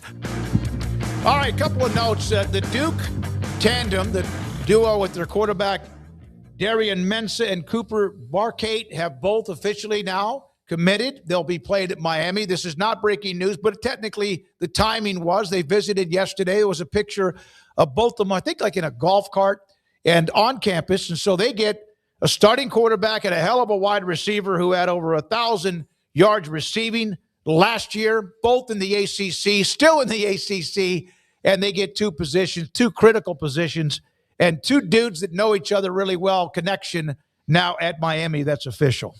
Yeah, this is such a bummer for Duke to lose their 2 best offensive players, and a big boon for runner-up Miami in their quest to get back into the playoff and maybe win a national title. Darian Mensah is a much better statistical quarterback right now than Carson Beck is. He's super talented, led the ACC in passing, I think was one of the tops in the country in passing, was fantastic at Duke.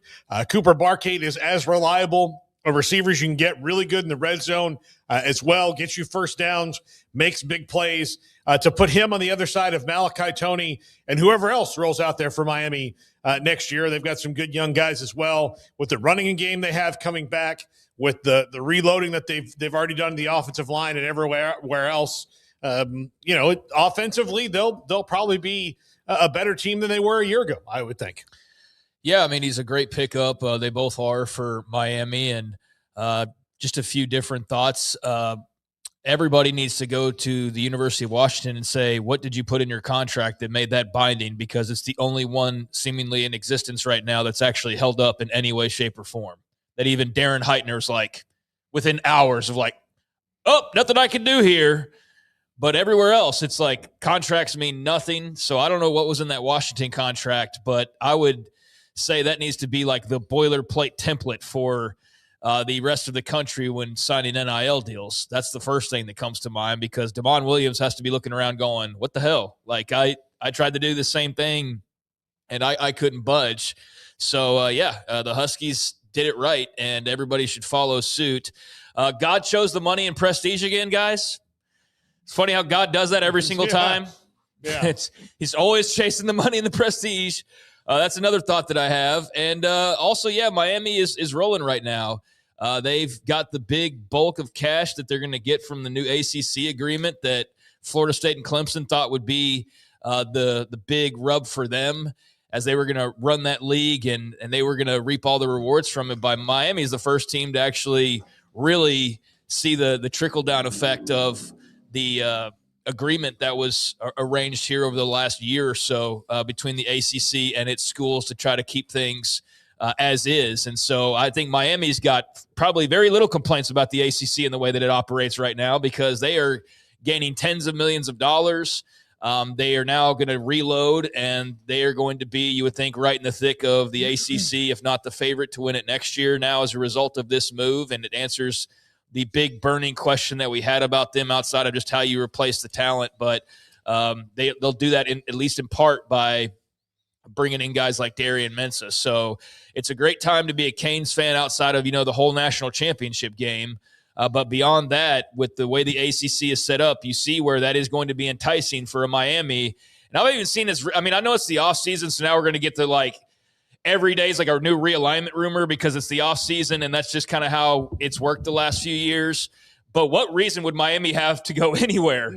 Like if we're looking at it from that standpoint of, the ACC's shaky and it's this and it's that. All that is BS now. They just played for the national title and didn't even win the damn league. And now they've adjusted, obviously, the conference title game, so that wouldn't necessarily work out in other years. But because they got into the playoff and they went on the run that they did, I mean, they've raised the prestige of the ACC and answered a lot of questions.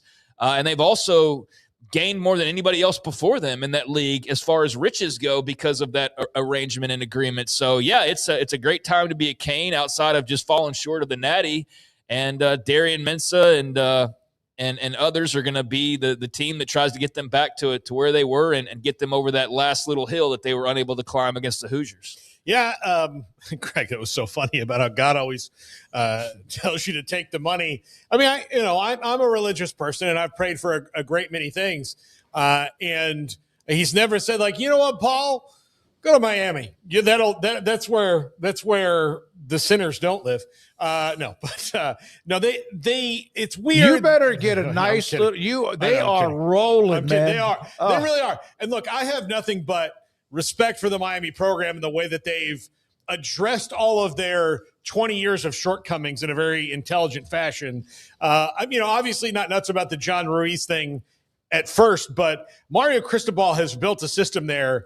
But the way that they are going to be is they're fine leaning back into the villain status, not maybe so much as they were back when they were the U in those other two eras, and they're back to being the U again. In this era of it, their villain status is we're going to lay in wait until we can talk a quarterback into the portal, and then out of nowhere on the last day, that's going to be us. Yeah, we're going to try to do all that, and that's look, Carson Beck was going to the NFL, remember? He was going to go to the NFL. He declared for the NFL draft, and all of a sudden he found out, like, well, maybe just go to Miami and cash in. Cam Ward, Carson Beck, and now Darian Mensah. That's if you could just know you're going to do that every year, and some programs can, and some are starting to do that. That sure doesn't help. One other note in college sports, as far as basketball, the Charles Bediako case, the hearing, the Tuscaloosa Circuit Judge James Roberts has recused himself from the hearing, the case at Alabama, because, of course, of his connections with Alabama as a donor, etc. He and his wife have both contributed quite a bit. And so that didn't take long, and it was handled the way it should be handled. He's no longer a part of the case. Actually, I'll disagree with that. After immense backlash, immense scrutiny, immense pushback, and many, many days, he did the thing he should have done from the very beginning as an honorable judge, as I'm sure he is. He should have done that from the very get-go, conflict of interest. Paul can agree or disagree on that part of it, but from more of a lawyerly expertise. But I think that, that was something that should have been the case pretty much all along. And had they not had this big backlash and all this being very, very public, he probably would have just rode it through, right? I mean, if we don't know that he's some big Alabama booster and there's all this going crazy over that, then I'm not sure that he's not still presiding over that case. But at least the spotlight shined a little bit on this and maybe forced some hands here. But this is the logical outcome because there is a massive conflict of interest here.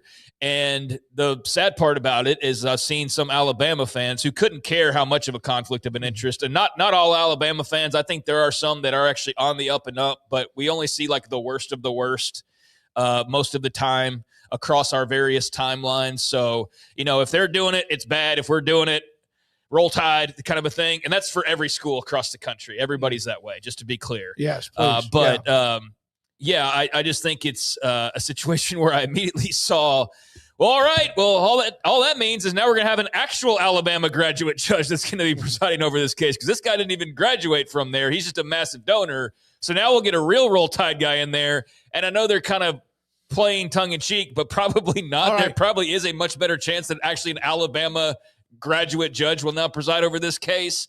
So that is what it is. But, this should have been the outcome all along. And I just hate this story, man. I said it last week. I'm pissed at Scott Drew for even allowing this to become a thing that it has in the last few weeks. And I just think it sucks for the sport. And sure, it's great for Charles Bediako. It's potentially great for Alabama. But for the sport, I think it sucks. Well, and corruption was the word we used yesterday. You brought that up, Craig, and I completely reiterated it. It's corrupt. It's absolutely corrupt. And we are, as a country, all across the board for the last 45, 50 years, running fast and loose with our morals and ethics when it comes to our leaders. We run very fast and loose with it. And it's time that at least something happens where when they overstep their bounds, when they do things like this, they do get called out on it. And this judge absolutely deserved to be called out on it because, on your first day of judge training, on your first day of being an attorney, they tell you, like, there are things that you have conflicts of interest that you cannot represent somebody in this case. It is one of the very basic essences of the fairness of our legal system. And is it perfect? No, but it's supposed to be held up, and you're not supposed to get into the legal system to have a bone to pick one side or the other. You're supposed to be impartial, especially if you're a judge, and you're supposed to recuse yourself if you have conflicts of interest. And if you've donated six figures to something, I would say that's a pretty damn big conflict of interest. So those things have to be, for us to make it, we have to start holding people to account for the jobs that they're supposed to have and the jobs that they are elected or appointed to do. And when you can just be like, yeah, sure, I'll let this kid play. Well, he's doing that in this case. To me, it calls into question a lot of decisions he's made because clearly he's not running at a true north of what his ethics are. How long has that case been in the system? What, a week or so? Couple weeks, yeah. Yeah. And so if it would have been something that was said the very first day, yeah, this is not right, but he already made a ruling about it. Remember, because there was an injunction or a delay, whatever. And so you guys are right. He shouldn't have been a part of it from the first. I thought it did get wrapped up pretty quickly. It's like a week and a half for me. That's in legal terms. That seems like that's a short amount of time that could have dragged on forever. So well, yeah, I mean, it got wrapped up after there was multiple stories and multiple social media posts. Absolutely. No, I'm not disagreeing. I'm talking about the timing. It didn't take long. Yes, the backlash. He should have walked out himself. He should not have been forced to make the decision. And should have done that himself. And when I get my PhD in history, my thesis will be on how after Watergate, had we thrown Nixon in jail like we did all the other Watergate people, things would have been different in this country now because we would have had, more of an ethical standard on paper. But, that's another talk you for and another your time. political takes. Well, and you have a right to them. You have a right to them. I mean, that was about Nixon. So he's long dead. Yeah, he has been gone for a long, long time. We're not going to be able to do the G6 story. We will after Zach Gelb. We'll also have John Cooper, OurLads.com, on the Senior Bowl practices are going on. I saw some of the video, and we'll look at those who are shining and what John Cooper's heard from Mobile, Alabama when it comes to the Senior Bowl. But the G6 story a little bit later in the hour about yet another college football decision that's in writing where leaders of the G6 conferences didn't even know this specific change existed, or they say they didn't. We'll do that a little bit later on, but coming up, we're going to hear, of course, from our good friend Zach Gelb, his thoughts about Bill Belichick and so much more. This is 365 Sports. IdealMRI.com with Dr. Rob Maxey and his partners and what they have done in a business that is so amazing. I've used it. I've been in it. They have a state-of-the-art imaging machine for MRIs. I've had MRIs on my lower back a couple of times, one on my hip and even my abdomen. $497 or less every single time. The first time I ever heard about them, about 10 years ago when they opened their doors in the Central Texas marketplace, I was asked to go over and see it. And they put me through the machine, even though at the time I didn't. Well, I guess they looked at my shoulder because that's about the time I was having rotator cuff surgery. But it was like, I don't like MRI machines. I'm claustrophobic, but I've never had a problem in theirs, just the way the Texan specialists, they handle it. They put a pair of headsets on like this, and they'll play whatever you want, whether it's rock music or whatever it might be. Elton John, Journey, etc., and just kind of help you from that. You hear the inside of a machine when they're getting the images to send to your doctor. If you have pain and it's shutting you down, get your doctor to contact Ideal MRI, state-of-the-art imaging machine, and $497 or less every single time.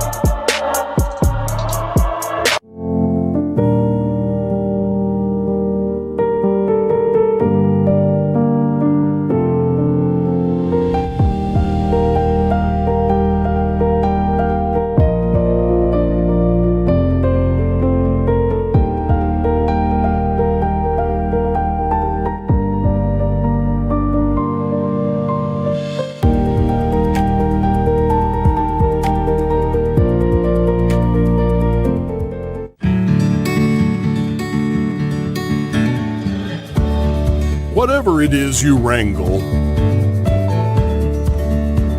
whatever seeds you sow, no matter what you nurture or what you choose to grow, at Texas Farm Bureau Insurance, we're proud to protect all Texans. When you play hard, sometimes you fall hard. Sports injuries require special treatment. At Southwest Sports Medicine and Orthopedics, our team of expert doctors provides athletes and active adults with comprehensive sports medicine care, diagnostics,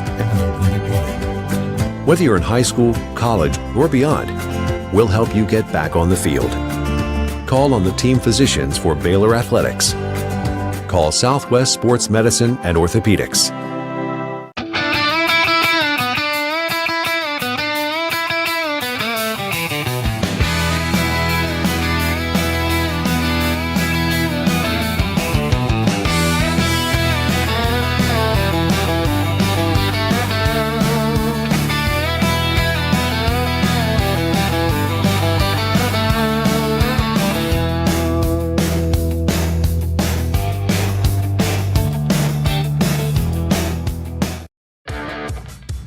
This is 365 Sports. John Cooper, Our Lad's Guide to the NFL Draft at 5 o'clock on the Senior Bowl workouts and the NFL Draft. You know, and that's one of those that can, over the next 2 or 3 months, have fun with it. Zach Gelb was on and is on 1 to about 3 o'clock Central every day with us on this channel. Before us joins us, and I heard that you had a temper tantrum earlier today, and people were saying that you were rolling on the Bill Belichick story. You want to repeat that with us? I may have called Bill Polian a whiny little bitch. I think I may have said that. That could have gone a little bit too far, but yeah, I was annoyed. The greatest coach, or arguably the greatest coach of all time, if you don't want to say he's number one, he's on the Mount Rushmore of NFL head coaches, and we had at least 11 people not vote him in his first year of eligibility, and the math doesn't math up to me on how he doesn't get in. You could say, oh, players should get in over coaches and owners. Out of the 5 people that were eligible, you can't tell me, and you can't tell the history of the NFL without Bill Belichick. So, yeah, I was annoyed with the whole thing. I don't think it was a temper tantrum. I think it was just a passionate Northeast guy giving a take and maybe crashing out a little bit. But, yeah, that was definitely, in my 3 weeks of being here, that was the first time I really lost my mind and I was annoyed with people. There was a thought that Garrett was going to send you smelling salts through the internet. Got to get after you crashed and burned. Look, part of it, we were just talking with the judge in the Bediako case that recused himself. Zach is a big Patriots fan, so he might have to recuse himself, at least from the, the whole, but I tease. But Zach, this is be careful, Paul. I'll start attacking you now. I know. At worst, it's petty political nonsense. And that is kept about. At best, which is still not great, it's a huge flaw in the voting system where you have to decide out of 5 candidates to pick 3 and relying on everybody else to cover up for somebody that you might have left off. That the system thing makes no sense to me. And I've heard every Tom, Dick, and Harry that tries to justify this today to predict the whole. I don't care. So people are telling me, oh, they sit there, they only get 5 votes. They only get 3 votes out of this 5. So enough people are going to vote for Bill Belichick. So therefore, I can leave him off to put my vote elsewhere. The goal is to put the best and most deserving people in. You can't tell me Bill Belichick should have been left off for any reason, and how it was one person and then 10 other people to not get into 40 out of the 50 votes. So if people want to sit there and crush the system, sure. The voters that allowed this, there is no way to justify. 0. In my mind, 0. This is not a guy that was just a great or a guy that was very good.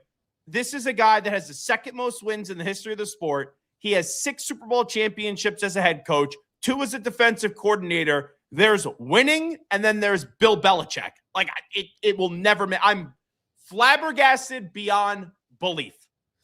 Zach, what do you say to people who do bring up the Deflategate and the cheating scandal in regards to his legacy and how that should or should not impact him? So if you want to take away the Spygate championships, which there's a lot of ambiguities there, and still to this day, there are people that are so confident the Patriots cheated and they can't define what Belichick got popped for in Spygate. And Jimmy Johnson has basically poo-pooed Spygate. Mike Shanahan is basically, he said, I'm annoyed I didn't think about that. when he was talking to Commissioner Roger Goodell. So Deflategate wasn't on Belichick. Spygate was. And Spygate was stupid. He didn't need to do it. So if you want to take away those 3 championships, he still won 3 more. That's enough for an easy shoe-in Hall of Famer. So if people still want to do the Spygate stuff, I still don't think it's enough to keep a guy that should be on the Mount Rushmore of coaching out of the Hall of Fame on his first year of eligibility. Zach, yeah, the Spygate thing also, like it was mentioned, like Deflategate, all that, the controversies that they had. Bill Belichick's real crime was Spygate. I think if you hear the other coaches, was not being as delicate about it or as stealthy about it as he should be. Or, with Deflategate, that's something that every quarterback always does. And, that was the first real controversy of the social media era. And those things are going to follow him around. Do you think any of this is also, like when you mentioned Bill Polian, he just beat these guys all the time. They couldn't figure out how to get a step ahead of him. I think those are the only 2 things that people are going to hold Spygate and use that as pick and choose, even though, hey, guys, O.J. Simpson is in the Hall of Fame, just throwing that out there. But, like, where do we draw a line in the sand? Or it's going to be media members or a guy like Bill Polian who just got his brains beat in by Bill Belichick, or there's media members, Bill wasn't nice to me in a press conference because Bill was a jerk to everybody when standing up in front of the podium. Once again, it's either you are deserving or you're not. And I don't see how anyone, give me the greatest debater of all time. There is no one that could craft a logical argument why this guy did not belong on the first ballot. Yeah, have you ever seen backlash like this ever before? I don't. I know that. Well, that's the thing, Smokey. Yeah. Social media. It's a cesspool. Last night, 98% of social media was in agreement, and this is not a popular guy. No. I understand if people don't like Bill Belichick. Yeah, sure. He absolutely is a jerk. I say that as a Patriot fan, but everyone how many times did you hear last night? I'm a Jet fan. I hate Belichick, but the guy deserved to go. I'm a Cowboy fan. Hate Belichick. He deserved. Colt fan, Steeler fan, whatever. Everyone with a brain, besides 11 of these voters, knew that Belichick deserved to go. And social media was unified last night. It was wild. It was one of the first times in a long time where I felt like the national anthem should have just started playing because we were all actually on the same page. I think it was the first time we've ever seen internet that Twitter agreed like across the board. It was like Bill Belichick brought us together last night as a country, as sports fans. It's nuts. You're welcome. We should go party right now, and we're on to the next year's ballot. Okay. And somebody asked in the chat, Kim, about do we reveal our votes as a Heisman voter, and we do. We can't until after the announcement, and I have no problem with that. And every once in a while there'll be somebody. That's fine. It's part of the we got deal. in a good debate last year. I remember. Yes. If memory serves me right, now I don't think I have Bill Polian memory yet. You did not have Travis Hunter right in your top 3. No, I had him in my top 3. I had, golly, now I forget who I had one. Bill Polian, Smokey. Who were the top 3 vote getters last year? You had Travis Hunter, Ashton Genty. I had Ashton Genty. I think I had Ashton Genty 2 and Hunter 3. Yeah, I had Genty, then it was Hunter, and then for the last spot, it was either Cam Ward or Dylan Gabriel. I think I went Cam Ward. I think I did Genty, Cam Ward, and then I did Travis Hunter. Yeah. If memory serves me right, I remember because I remember having a conversation. I go, mine was between Hunter and Genty, and you were explaining, and you're allowed to vote for who you want to vote for. That's right. And the voters are allowed who they want to vote for. I may hate their guts for it. I may dislike it, but people today that are afraid to explain the reason. I saw one guy, I forget his name, but it was when I was working out at the gym after my show, before I'm sweating here like a pig right now. I was reading on the gym. And he basically said, I lean more players than owners and coaches. And that's why I put my 3 votes on the players that were eligible out of the 5. So, I think that's dumb. I disagree with it. I don't understand you don't put Bill Belichick on there. But at least he explained it, and I can respect it. But they should make this public. And I know people are going to be like, oh, well, these guys are going to get trashed on social media. You know that then going in, and I don't say getting trashed on social media is fun, but when you're voting for these things, you should have to release your votes at the end And if people want you to explain it, you could say no, or you could go on a show and explain it. I think those debates are good. We really lost debate in this society. Not everything has to be so nasty. Like I know what I said in the beginning about Bill Polian, and like some of it is tongue in cheek. And then some of it is really serious. But like I heard his explanation today. Now his is all over. He read a prepared statement on Sirius XM NFL radio. And he goes, oh, well, I said it was 95%. I had to verify with the Hall on who I voted for. I still, and he says the Hall verified that he voted for Belichick. I don't buy that for a second. It just did not pass the smell test. Well, you got to be able to remember who you voted for. I mean, that's kind of an important thing. Just saying. You know, Hey.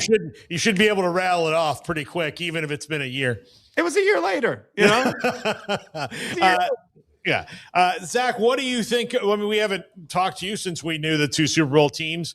A bummer about Bo Nix for Denver, because I think we would have seen at least a different first half. I think the second half probably, I don't know what changes that in any regard.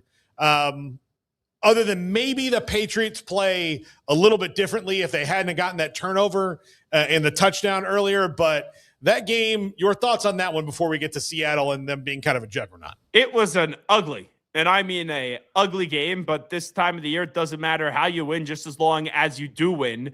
The Patriots offensive line has to be better. Drake May has to be better to go on out there and beat the Seahawks. But that Patriot defense, especially with Milton Williams and Christian Barmore up front, they are no joke. So I look at this and I watch what I did see between the Patriots and the Broncos. I don't know if it's different if Bo Nix is playing. It could be, but I think the Patriots game plan in the second half was just protect the ball. Like I was at Chiefs Ravens, and I talked to Mahomes after the game a few years ago, AFC Championship game, and he said, I was a game manager. I knew how good my defense was. I knew my defense was stopping their offense, and just don't turn over the football. So that was the Patriots' approach, and they played field possession, and it was just punt and keep the Broncos out of the end zone.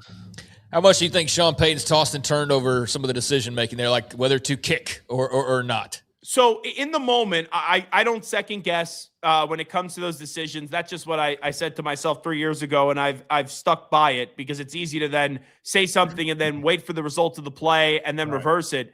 I thought he was fine to go for it in that spot. It's 7-0. I get it. You have a backup quarterback, but momentum was totally on the side of the Broncos, and I'm usually in that spot first half, take the points.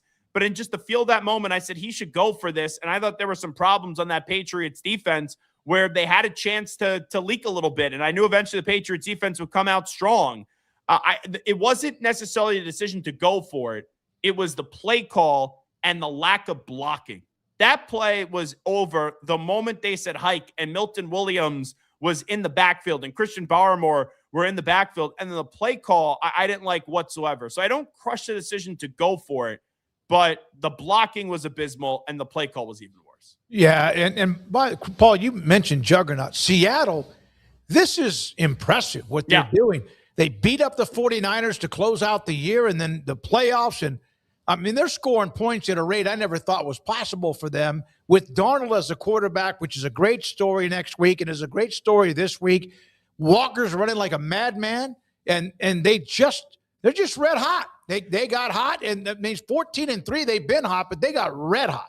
Yeah, so I remember there was a game. Chad Brown, the former linebacker, joined me today, and he was like, whatever they do with the 12th man out there, ceremony pregame. And he was saying he went to a Seahawks-Rams game, and it was a 38-37 overtime. And I remember, it jarred this memory for me. I sent out a tweet. It was like, Sam Darnold in the game isn't escaping those big game allegations tonight because he was playing bad, and they end up coming on back, and they win the game. And he's someone the last 2 years – the story was cool last year, but it had a bad ending. And then this year it's gone to a completely different level with this guy being in the Super Bowl. And that defense, that front four is really damn good. Jackson Smith-Njigba is one of the best wide receivers in the league. If he didn't get injured at Ohio State, he definitely would have gone earlier in that draft. You lose Charbonnet. We all know how good Kenneth Walker is going back to his days at Michigan State. And as long as, like, for Sam Darnold, it's just don't turn over the football.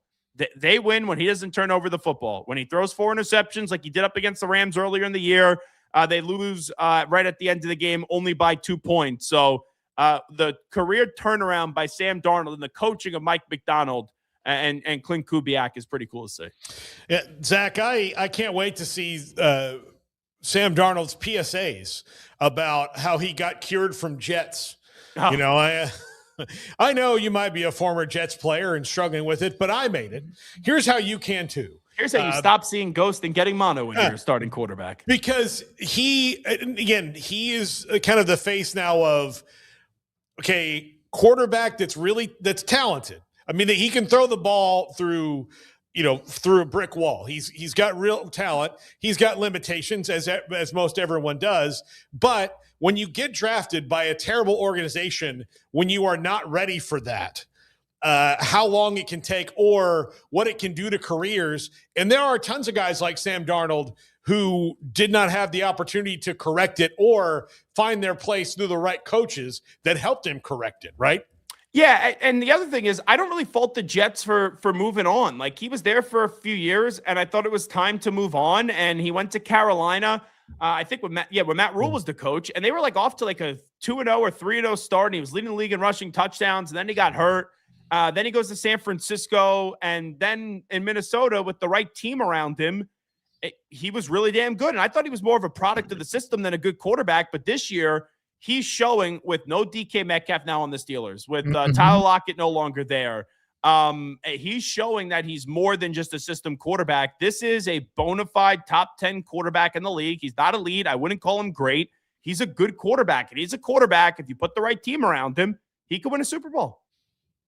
Zach, a lot of coaching moves still being made, but Joe Brady thought that one made a lot of sense, but it was still just interesting to see this guy who was helping lead LSU a little over 5 years ago, arguably the greatest team of all time, now the head coach in the NFL of the Buffalo Bills. What's popped out to you from the carousel, including Brady and Buffalo? So Craig, I think it's just that Josh Allen's now the head coach of the Bills. It's nothing against Joe Brady. He was deserving of a job, but when you promote the offensive coordinator, when the offensive coordinator did struggle in that divisional round game and the quarterback did struggle, Ty Dunn told me that they were not on the same page, Sean McDermott and Josh Allen, for a long time. And it got better at the end, but for a long time, they never really did see eye to eye. So now this is a guy that's deserving of a head coaching position. I don't jump for joy, and I can't tell you could definitely go win a Super Bowl, but this is all on Josh Allen. You got to keep the quarterback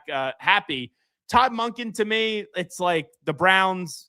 He will be out within 2 years. Like, nothing against it. Go get your money.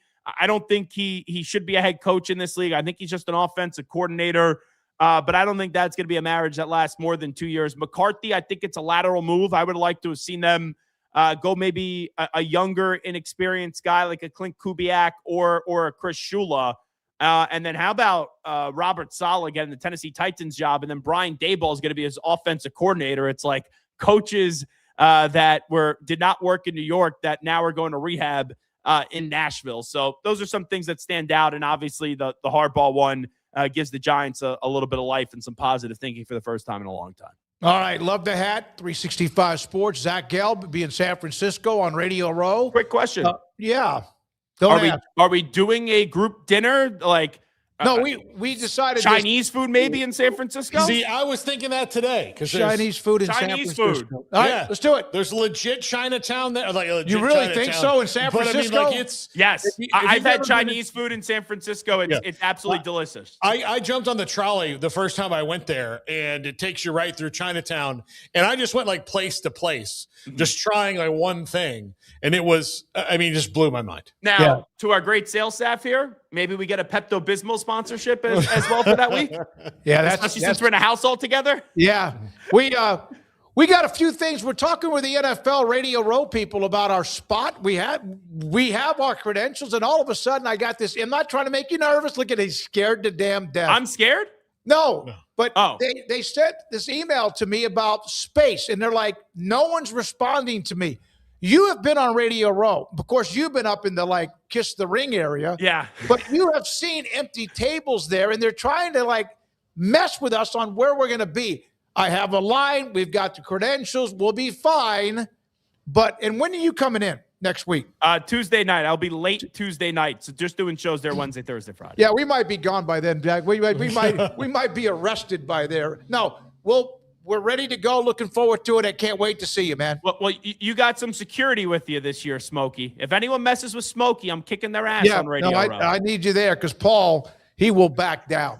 Thank you. Great to see you, sir. I just want to see Smokey get his ass kicked. Yeah, no. You got it, guys. I've been In here San for a long Francisco, time. I might. Believe me, I might. Thank you, sir. Appreciate it. You got it. Be well. Zach Gelb with us, 1 to 3 Central Time.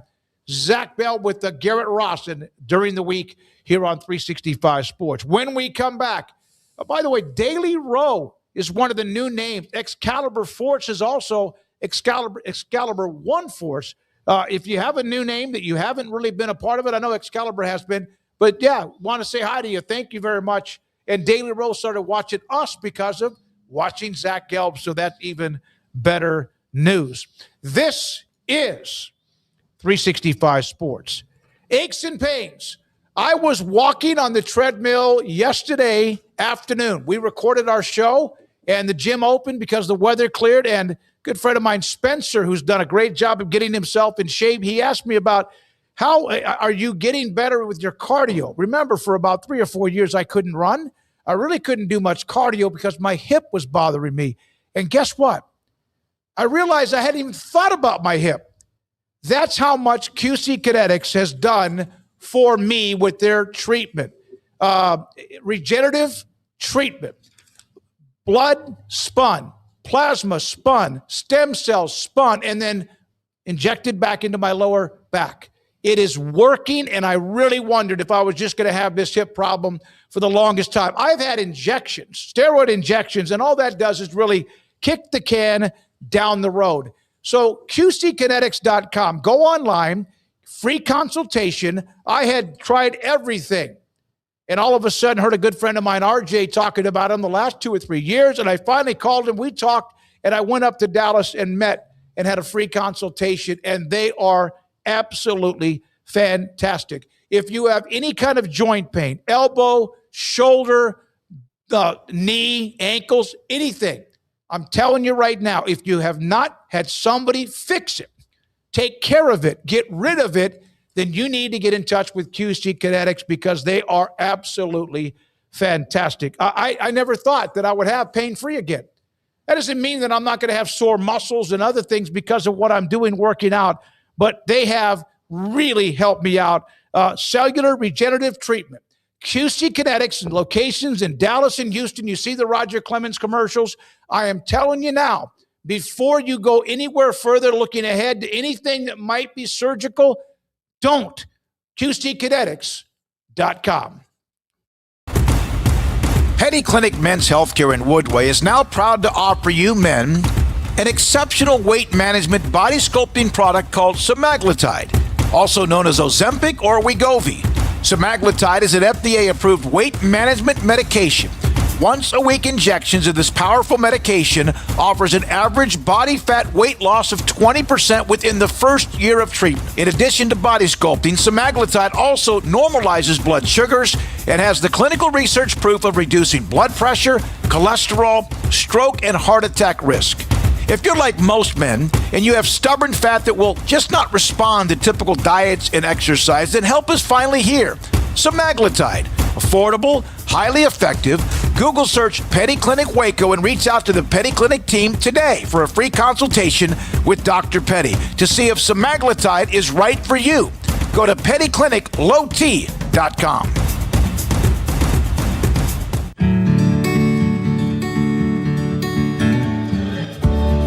Whatever it is you wrangle, whatever seeds you sow, no matter what you nurture or what you choose to grow, at Texas Farm Bureau Insurance, we're proud to protect all Texans. Serving Central Texas since 1889, TFNB Your Bank for Life takes pride in being more than a bank.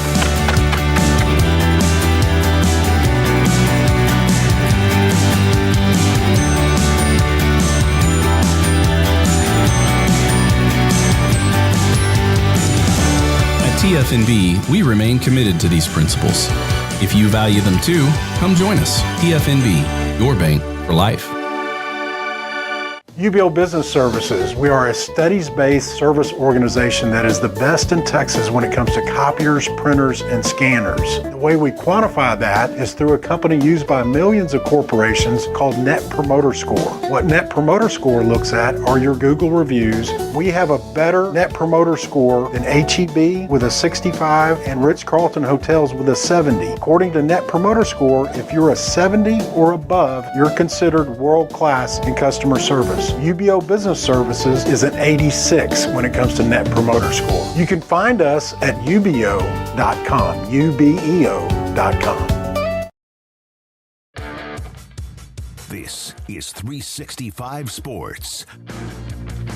So, how many times remember the Notre Dame note when their AD mentioned, oh, by the way, next year we get an automatic bid if we're among the top 12 ranked teams in the college football playoff, whether it's 12 or whatever it may be at some point. Chris Fanini had this nugget yesterday. Quietly, college football's playoff group of 6 representatives no longer needs to be the conference champion. And there were conference or G6 conferences, ADs, the commissioners who didn't, some of them didn't know this. So in other words, this year, remember, the G6, there were 2 of them, James Madison and also Tulane. It does not need to be the highest ranked conference champion. It needs to be, or it will be, the highest ranked G5 team. And maybe they also do win a conference title. And there were some G6 leaders that just did not know that. And this is from Jeremiah Dickey, Boise State Director of Athletics. We've had Jeremiah before.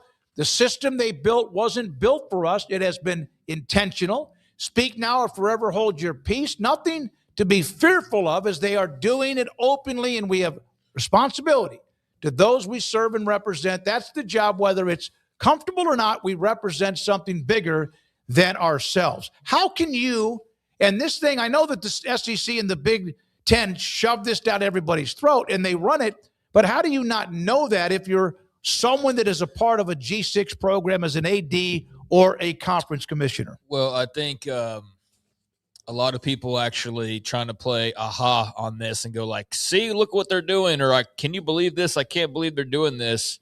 Actually are kind of telling on themselves. Yes. Because you have the Notre Dame situation.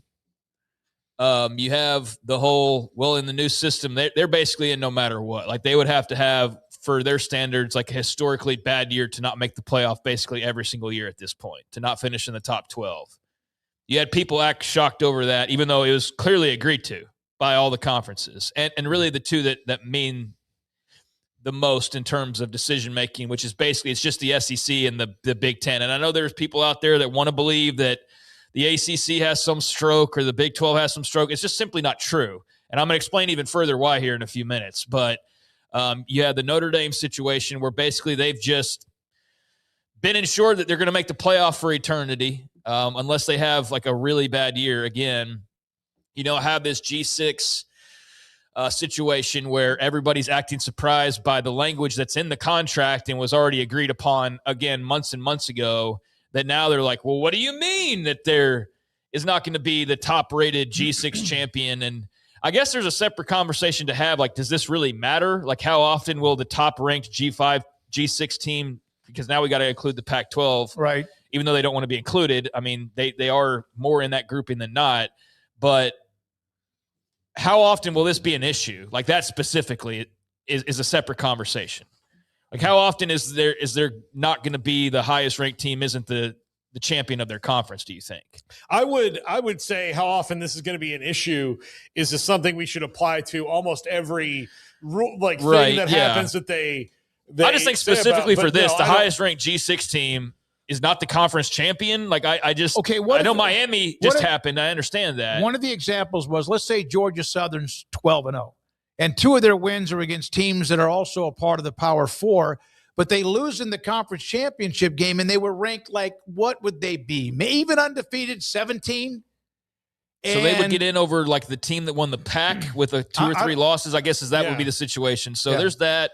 There's also this, and I saw this actually brought up on Reddit, and I don't know if you guys remember this, but I just found the timing of it to be really good. So this is from, The Athletic. SEC and Big Ten will receive more than half of the college football playoff revenue moving forward. A massive change from previous years. Multiple sources briefed on the revenue model at the time confirmed the new breakdown to be roughly 29% for both the Big Ten and the ACC, which is more than $20 million per school. 17% for the ACC, which is $13 million per school.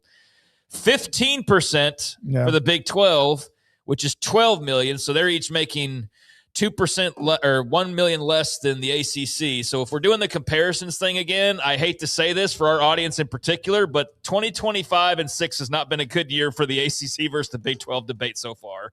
It's thanks to Miami's run and now what's about to be enacted. The Big 12 and Brett Yormark have some work to do. And also I think they've got some explaining to do on how they, not that they had final say in any way, shape, or form, but they are, in this particular instance, being treated as though they're fourth. So 15%, then 9% for the group of 6 conferences collectively, around $1.8 million per school. So they're getting $10 million less off the top, just in general, if you're a group of 6 school. Yep. $10 million less than the bottom schools in the Big 12 as far as the payouts go. Oregon State, Washington State will each receive around $3.6 million, so they'll get double than the other G6 schools as part of an addendum signed later.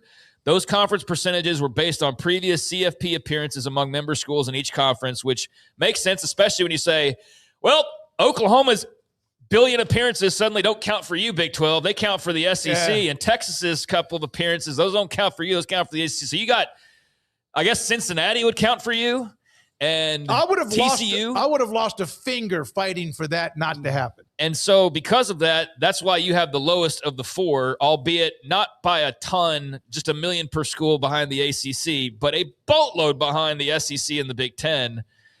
Here's the other part that's very interesting about this. There will also no longer be performance bonuses for advancing in the field for most teams. Miami earned around $20 million for its run this season because of that ACC arrangement, in part. Next year, that will be a flat number. The team at the bottom of the SEC or Big Ten standings will earn more than the top teams from other conferences that actually make the field. That financial layout was one point of Florida State's lawsuit against the ACC. So by merely breathing and functioning as an athletic department, who do we want to put in the bottom slot of the who was in the very last spot of the SEC this year? I'm trying to think. It was Arkansas or somebody, or I don't even remember. Yeah, they didn't win. So they make more than Mississippi State. Oh, they were ahead of, I think, Arkansas. Yeah, doesn't matter. I don't remember off the top of my head. There's this thing called the internet I'll look at in a second. No. But, so they will just by merely existing, not even contending or being in the running for it, still make far more money Arkansas than teams that actually do make the playoff from some leagues. So this whole thing is being run by 2 people, basically, and everything is trickling up in their direction, or in Notre Dame's for that matter. And this right here, I'm just running down kind of all the stuff that's happened here.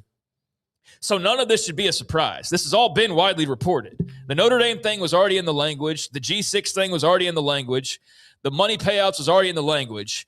Some of us are just now getting around to maybe reading in depth on all of these things or hearing about them in full for the first time. But none of this is boom, surprise. This was thrown in at the last second like a bill through Congress or something. No, this was all in there. So ultimately, my point here is that there's a lot of changes that are benefiting very few and making it, if it wasn't impossible already, pretty much impossible for a lot of schools to ever have a chance to catch up. Yes. Which is the term that you always hear. Is we just want to try to catch up. We know we won't ever make as much money as these other 2, but we're just going to, if we win, we'll at least get there. Well, now you won't. Now you'd have to string together multiple national titles and grow your alumni base because you're not getting the playoff payout the way that it once was. Well, that's not a surprise. We've known that. You're right, but you're never going to catch up. But I think it's just dawning on people that now, you have really very few paths compared to even a couple of years ago. And really the biggest takeaway I have from this, other than that kind of that reality sort of setting in for people that haven't, and you got to remember, not everybody's following this every single day and talking college football every single day and paying attention to every single thing. So this is new news for a lot of people. But this whole thing is pretty much set up to just benefit the SEC, the Big Ten, and Notre Dame. But the most damning thing is Jeremiah Dickey, who we love and is a friend of the show, or whatever athletic director, you guys agreed to this. Like, ultimately, you guys were aware, and at least some people who were going, what? Like Bill Polian, like, what do you mean? Like, you all were privy to this from the very beginning, so none of this should be looked at as new, and everybody signed off on it. So are you not reading the contracts? Like, are you not reading the details? Because apparently some of you aren't, to be surprised by all this. That's the whole point of the story. Some just found out a few weeks ago. Like you said, some, not just Craig or Paul or me or you, some G6 leaders just found out. Like, what are they doing in these meetings? We always talk about these committee meetings and all this other stuff. The idea the group of 6 spot could go to a non-champion is a change that has been previously unreported. And in some cases, even forgotten by the people involved in creating it. Yeah, so that's like when Jeremiah Dickey, I mean, and I know, again, and there's some situations where he doesn't have say. Even if he's aware of what's going on, his opinion doesn't matter to Greg Sankey or to Tony Petitti. So it's not like he could do something about it. But I saw, of all people, Heather Dinich pop in on one of the quotes and be like, oh, yeah, that's in there. Yeah, it's in the MOU. Where was the reporting on it? Yeah. That your entire job is to lay out the CFP and what all is involved in it. Not hers. And you're like, oh, yeah, that was totally true. It's like, I'm multiple, like, what? Multiple G6 leaders told The Athletic this week, Chris Vanini, they didn't realize the memo had no conference champion stipulation until recently. So they signed it. Did they read it? Did the attorneys? Did the lawyers? Did the commissioner? Did other schools? Yeah, it's unfortunate that they didn't know. It's unfortunate that they got set up essentially in this fashion, and it's unfortunate that they didn't just look at themselves, and with the SEC and Big Ten threatening this, that they should have just said, all right, fine. Tell us what your plan is to leave, because we don't think that you really can do that right now.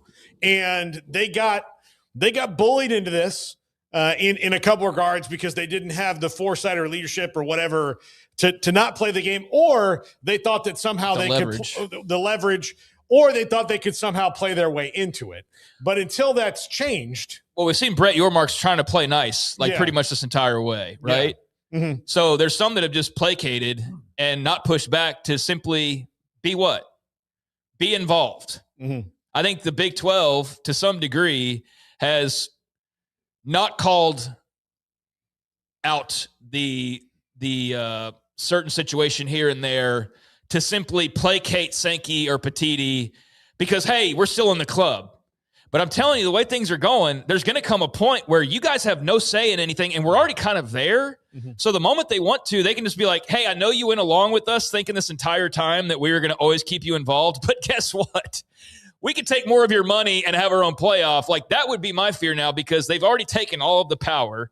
Now they've taken most of the money. They've taken all the playoff decision-making. Yes. Like, you have nothing to stand on except for some history and the fact that they still allow you to feel like you're involved, but the moment they don't want you involved, there's nothing you can do about it. Well, no, we've known that. Right, but I'm just saying, like, it's more and more clear. Yeah, it's become crystal clear, as opposed to maybe, like, I still see enough people that go, well, if we just win enough, we'll catch up. It's like, no, you won't. No, you won't. I mean, maybe Texas Tech reels off like 3 national championships in a row. They would, but guess what would probably happen then? They'd probably get an invite to one of those 2 leagues to come join it, because God forbid there was a team out there in like Big 12 land that's suddenly disrupting the status quo. So yeah, like, all of this was public knowledge. I see Heather Dinich is like, yeah, this is part of the memorandum of understanding. Understandably, most of us didn't read the memorandum of understanding.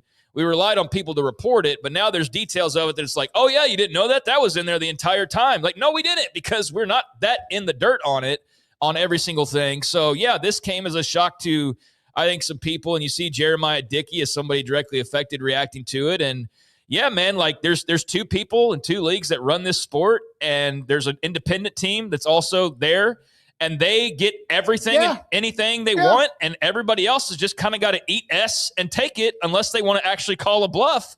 But nobody has the leverage or the cojones to do that right now. Yeah, I mean, it's interesting because we have analysts and columnists and writers and commissioners, et cetera, and it's amazing that a lot of this is something they didn't quite understand. What the heck were you doing? Listening. we do have to take a break here in a second, but Craig, people will go preaching, love it. A lot of that did not know.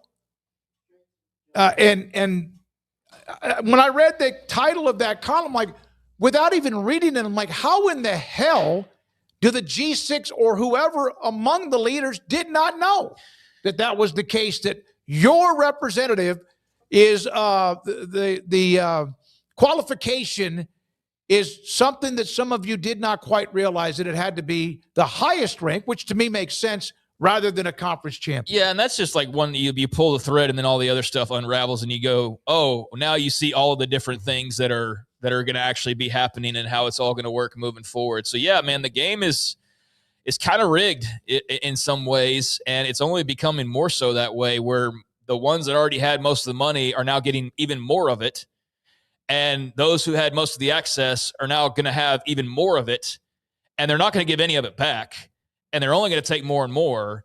And so if you believe in the death of college football as we know it, and some of you already believe we crossed that plane maybe in the last couple of years or so, like this is that super league, the alarms are going off, like that kind of a thing.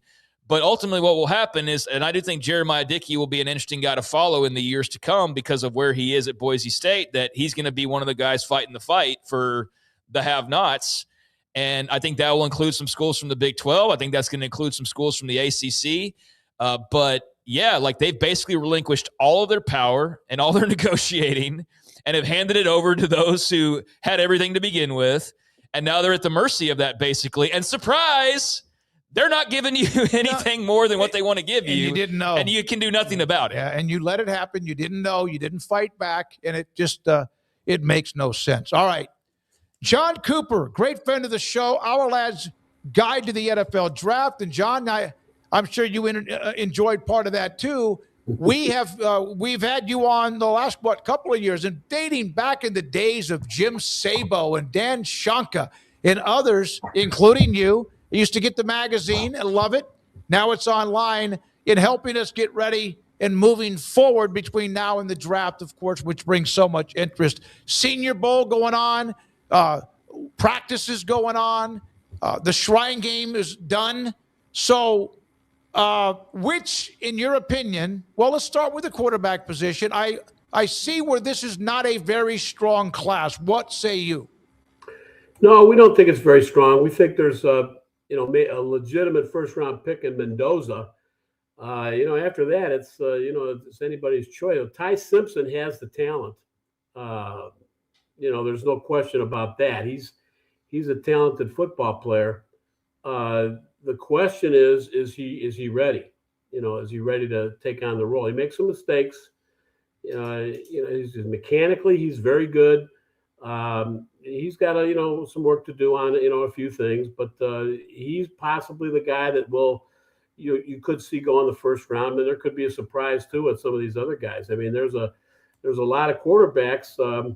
Garrett Nussmeier is a guy we like. Carson Beck, Drew Eller, Trinidad Chambliss is a guy that really came on, led Ferris State to a national championship. So he's getting some play for sure. You're going to watch Cole Payton, the North Dakota State kid, in the Senior Bowl too, and Sawyer Robertson, and some of the other guys that are there. John, what is this draft heavy on? So if you say need one and you maybe don't get it in the early round, that you can maybe get one later. I think there's a lot of depth at corner. I think there's going to be a lot of corners that are, we consider second to third round guys. I think you'll see a pretty good number of those guys go in the second, third round. There's some talent there. Safety, we think, is a stronger than normal position. And we could be wrong about that one because we're looking at the top guys right now. We don't know for sure about the depth, until we really dig into some of these guys. There's guys on the edge that are good players. Pretty good group there. And I think offensive tackle is pretty solid. The interior guys, not so much. The interior defensive guys, not so much. John, Texas Tech, an historic season, and it looks like they're about to have a historic NFL draft as well. I've already seen clips coming out from a Senior Bowl of Lee Hunter having some good reps. Jacob Rodriguez, their star linebacker, You got David Bailey, the edge rusher, who people have been raving about when it comes to the draft for quite a while. Just what do you think of the collection of talent that Texas Tech has in this draft, and especially their sort of top-end guys like some of the ones I just mentioned? Oh, we love them. I mean, you talk about on the edge. There's two guys there that are going to be, first round guys. Or I don't know if Hyde will be one, but he could be. I mean, he's about in that 31, 32 range on our board. But he's a very talented pass rusher. We love Bailey. We think he's a top 10 pick. This is Lee Hunter is a guy that we don't have maybe as highly rated as a lot of other people do. I'm watching Jacob Rodriguez a lot, and I really like the way he plays. Really a solid player. You got a couple of nice receivers, as well, Virgil and Douglas. This Skylar Gill Howard is a defensive tackle that, was injured. He's not real big, but, he does some good things. It's a solid group of football players. I saw some of the reps on, I don't know if it was NFL.com or what, it might have been on Twitter, John. I don't know. How much do you get? Do you get videos sent to you because of what you do from the practices? I saw it was Height in a pass rushing drill against a guy that was at A&M at one point, the big right tackle. And I mean, he ran into the young man's name from A&M, and he did not go anywhere. It was a monstrous right tackle. How much is taken from these one-on-ones if you just have a bad day? Well, the one-on-ones are important, but they're one rep is what they are. And, you saw there was one rep I saw today on TV where a guy slipped, an offensive tackle slipped, and a guy went right by him. And, boy, the pundits were just raving about this. And I said, hey, wait a minute. I'm not so sure that was that great a play, And, I watched Height's reps too. And, there was some good stuff there, but he tends to play high. And he definitely is tough to move. You're not going to move him off the ball, that's for sure. And he clogs up running lanes. He's a big-time space eater. We like that about him. But I'm not sure, he's going to be, the pass rusher that you're looking for as a defensive tackle.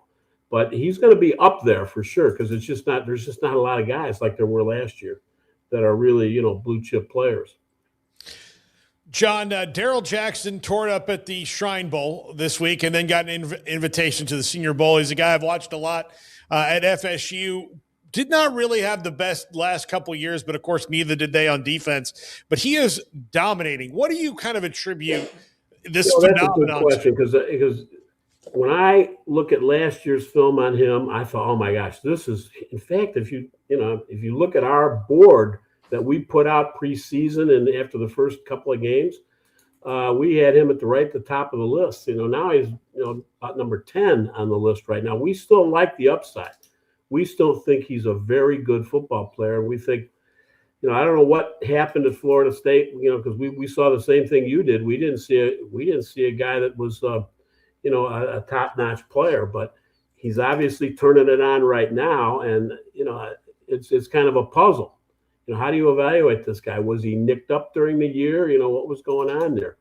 Because we didn't see, a blue chipper, a guy that was a first rounder, but we thought maybe we did preseason. I'm anxious to watch the Senior Bowl. We'll get some of the game film and some stuff eventually. We're not getting it right now. We like to go down there and watch it right there. And we were not able to get there because of weather issues this year. For some of our guys, I wasn't going, but we had a couple guys that were, and the weather kept them out. In fact, another guy that it just goes for us, and he's normally there, and he does some media stuff. He's not there either, so it was tough. It was the weather down south was tough. But I'll tell you what, Jackson's a player. I think he's got a chance to be pretty good. He's got the size for sure. John, you mentioned Mendoza. But beyond that, what is Indiana looking at with this historic run they're on in terms of the NFL draft? And, I mean, how many of these guys are still where they would have been had they stayed at James Madison, like a Surratt or guys like that? the corner that was so Pons, who was D'Angelo fantastic. Like, how many yeah. of those guys are staying where they are anyways? If they stayed at JMU, or was there more exposure help, or just what do you make of the Indiana talent influx under Kurt Signetti? Boy, I can't. I watched the way they collectively play, and it's really pretty good. Now, as far as how good they are individually, you take a guy like Kamara, for example. He's a defensive end. Boy, I sure like what he brought to the table. But he's 6 feet tall. He's 262 pounds. He doesn't, really have much of a plus wingspan. So how is he going to fare in the NFL? That's going to be a question. Aiden Fisher, is a nice player as well as a linebacker. Now, D'Angelo Pons, I've liked him. I don't care if he's 5'9", 173 pounds. I like him. He's a good player. He's very twitchy, and I think he can play in the NFL. I think he's a second-day pick, and I think somebody's going to get a good football player. I love his plant and drive. I love his speed. I love his coverage skills. I like him a lot. Pat Coogan, he's the ultimate try-hard guy, the center. I like him too. I'm not going to bet against that kid becoming an NFL starter. He's got decent size. He's not the greatest athlete in the world, but he plays football, and man, does he hustle. I mean, if you watch the games, the playoff games, this guy's going downfield looking for work, when the play is well beyond him. And, you love to see that in a kid, and I love to see him get the award as the MVP of that championship game, the Rose Bowl, not championship game. So, and Sarrett's a good receiver. And they've got other ones too. Cooper's a good receiver. These are guys that, probably aren't going to be first-round picks. They're going to probably be second, third-day type guys, but I think they can play. Pons, I think could be a solid second-day pick. Is he also one that might be? He's a small body, but plays like 6'2", 220. Is he someone that also will be able to contribute, you think, on special teams like you need to do as anyone who's drafted? Oh, yeah, for sure. Yeah. Oh, yeah. He's, I've watched him, and I tried to knock him down. Oh, he's too short. He's too this, he's too that. And I just keep watching him. I say, I can't do it. He's too productive to ignore. You just can't ignore him. He's too good. One name that I saw out of the workouts, this week was Kansas State offensive lineman Sam Heck, who I think may have played center at K-State. Wasn't an All-American or anyone, but I've seen his name as a sturdy, great balance. And K-State does a nice job with offensive linemen into the NFL.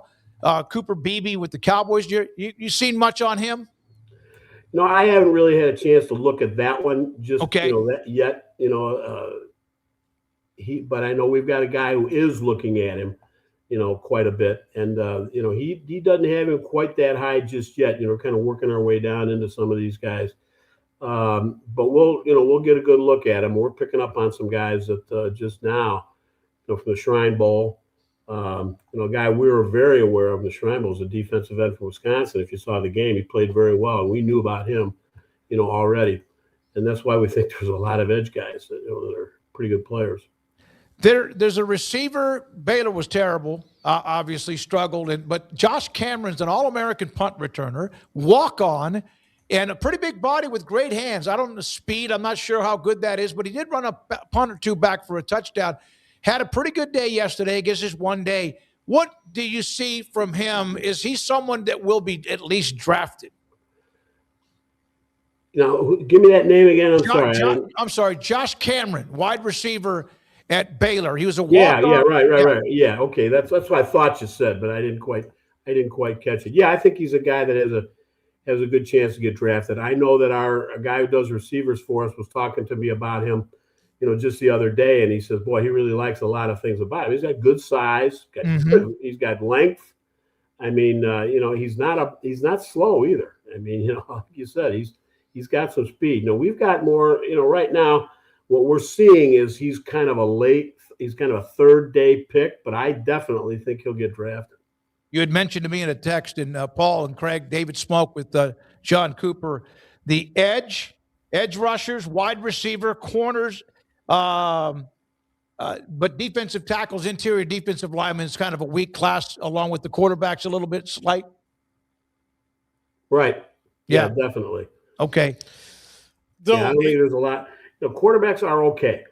you're going to find, but there are a lot of backup types or guys that are developmental guys. Nussmeier's a nice player, though. I'll say that about him. But, he's been inconsistent, and, you're just not sure, how he's going to produce in the NFL. But, we think we got about 40 wide receivers right now that we could see having draftable grades. I think tackle's pretty good, too. Offensive tackle, I think it's not great, but defensive tackle is kind of disappointing. If you had to say last year's class or this year's class is just overall deeper in talent, what would you say? I'd say last year's class might be a little deeper overall. I heard you guys talking about the group of six, and it's almost like the group of six becoming a farm system for the Power Four. So we're not seeing as many good players coming out of FCS. Group of five, group of six, a lot of those guys are going in the portal if they get a chance. And it's interesting because, there just aren't as many guys coming out.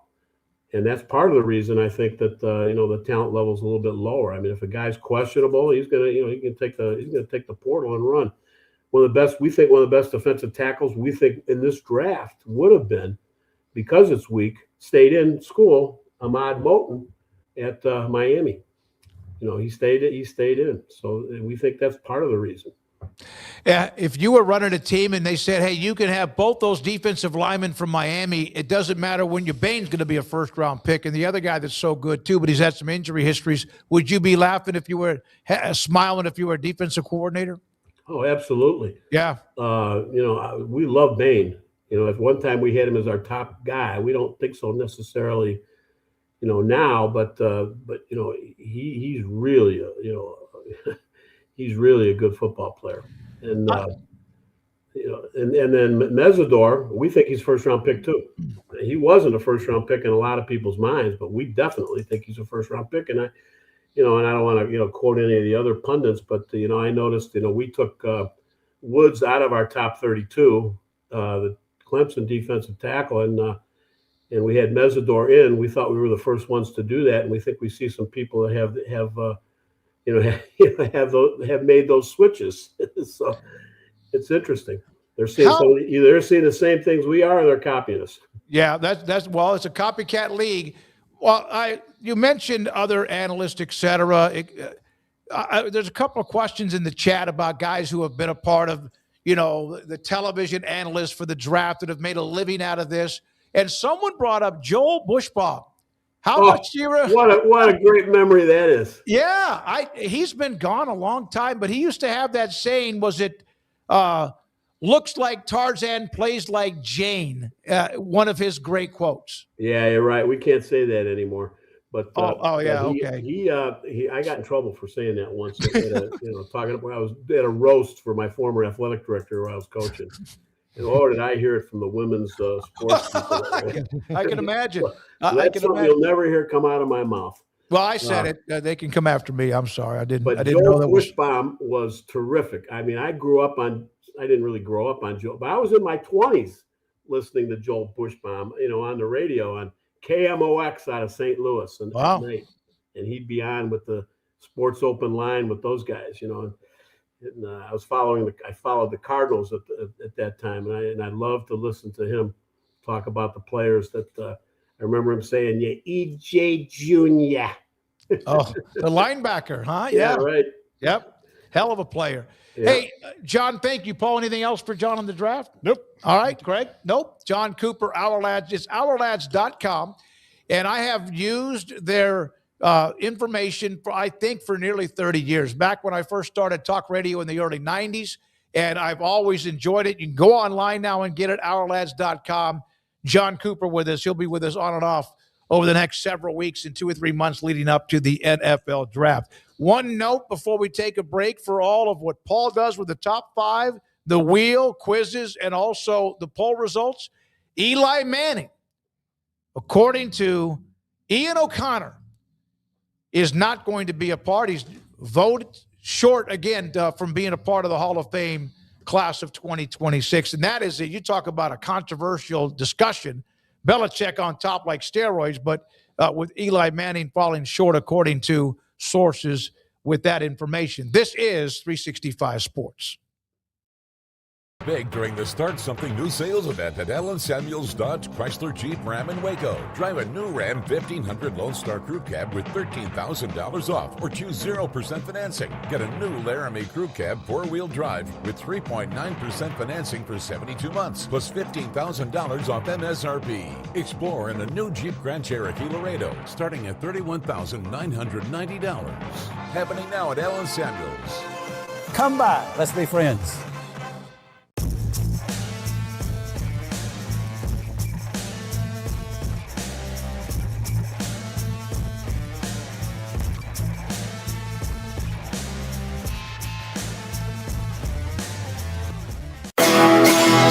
This is Paul Catalina's Top 5. I know you missed the top 5 the last couple of days, but we don't have the technology to do it in our own house. So we're back. And that's the last ice joke I'm going to make. Flag and Anthem is the sponsor. Hope they didn't miss us too. Go to their website, flagandanthem.com. Use our promo code 365sports for a discount at checkout. Top 5 bad reasons not to vote for Bill Belichick to get into the NFL Hall of Fame. It is absolutely ridiculous that he is not going to Canton on the first ballot. If there's ever a first ballot Hall of Famer, it's the greatest coach who's ever lived. There is no reason to keep him out. And all the reasons that people will come up with are petty and stupid. So let's go through those petty and stupid reasons. Number 5, he was cranky with the media. This is not under their jurisdiction, whether somebody was cranky with the media or not. There are plenty of people who are cranky with the media that are in the Hall of Fame. There are plenty of people who've done bad things off the field that are in the Hall of Fame. Lawrence Taylor was a crackhead who sent hookers to the running back on the other team's room to drain them of their energy the night before a game, admittedly, and didn't do a lot of other great stuff too. Now, I'm not saying Lawrence Taylor hasn't reformed his life, but what I am saying is that's all worse. Now, granted, Bill Belichick did coach Lawrence Taylor, but that's all worse than anything that Bill Belichick has likely ever done in his life. He may be cranky. He may be cantankerous. Hell, he's outright odd. I get it. But that does not take him out of contention to be a first ballot Hall of Famer. Number 4, because he never won without Tom Brady. Guys, he won 6 Super Bowls as a head coach. He won 2 more as a defensive coordinator. This son of a bitch has 8 rings. 8 rings. Yes, Tom Brady went to Tampa and won one without him. That shows that Tom Brady was great. But we forget, and the people who vote for this shouldn't forget this, because they know that he didn't even draft Tom Brady to be a starting quarterback. He just assessed him as a player that they thought that they could develop and maybe get something out of. Then Drew Bledsoe ruptured his spleen and Tom Brady's career began and the legend grew every year after that. So he made the best draft pick in NFL history, Tom Brady in the 6th round.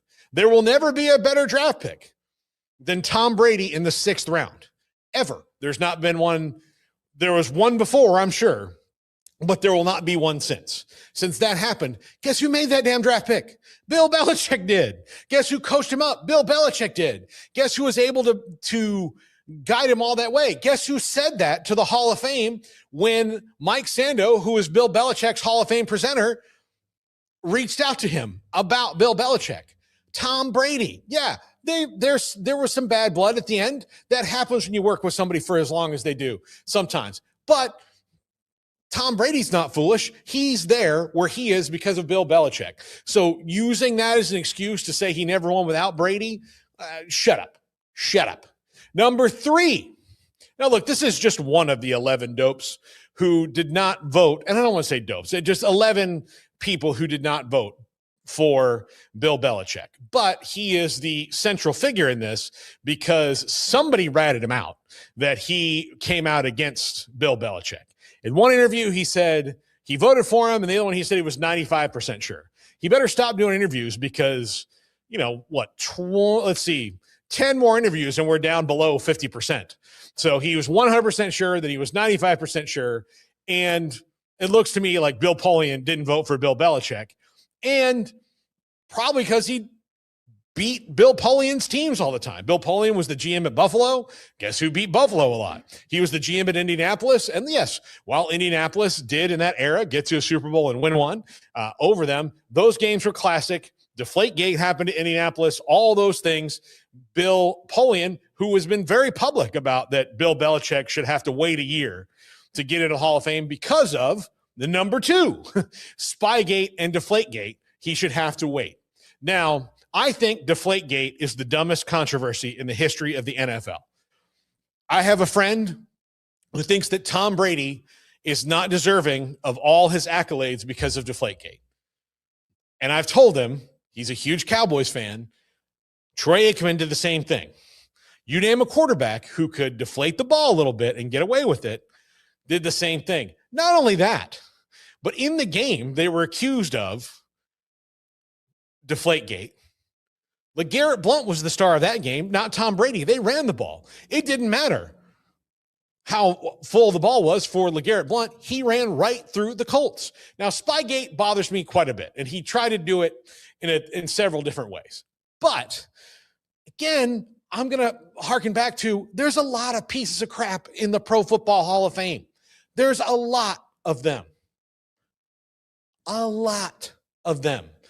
Guys who are not good guys. Who did bad things. Bill Belichick was never suspended for either of these things. Neither of them. He was fined. So, yes, you can, take that into consideration, but it's just stupid at this point. It, to me, is like keeping Barry Bonds out.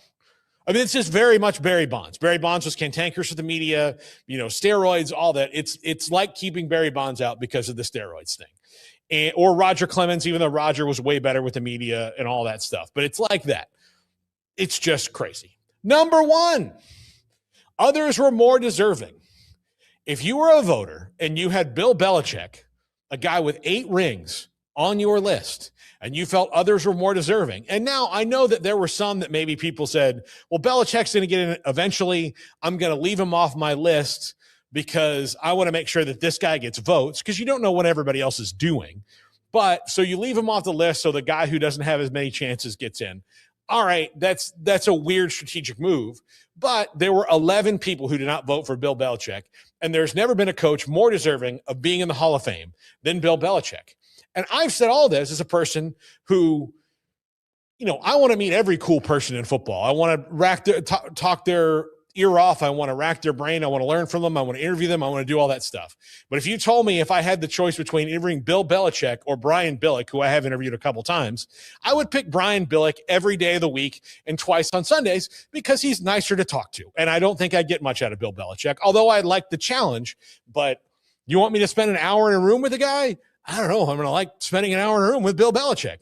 But guess what? If I was a Hall of Fame voter, I don't have to spend an hour in a room with him. I have to write his name on the form, and I have to make sure that they get his head size right for the bust. That's all I've got to do. That's your job. They have a bust guy. They have a bust guy there in Canton. But that's all you got to do. It's ridiculous that Bill Belichick isn't in on the first ballot, and it's called into question the NFL Hall of Fame committee, which I think actually does a really good job and a way better job than the baseball committee. We have to fix these Hall of Fame committees in whatever way that we can. I think the NFL has a better handle on it than most, but this was a big whiff on their part. And I know there's a bunch of them that know that and will do something about it.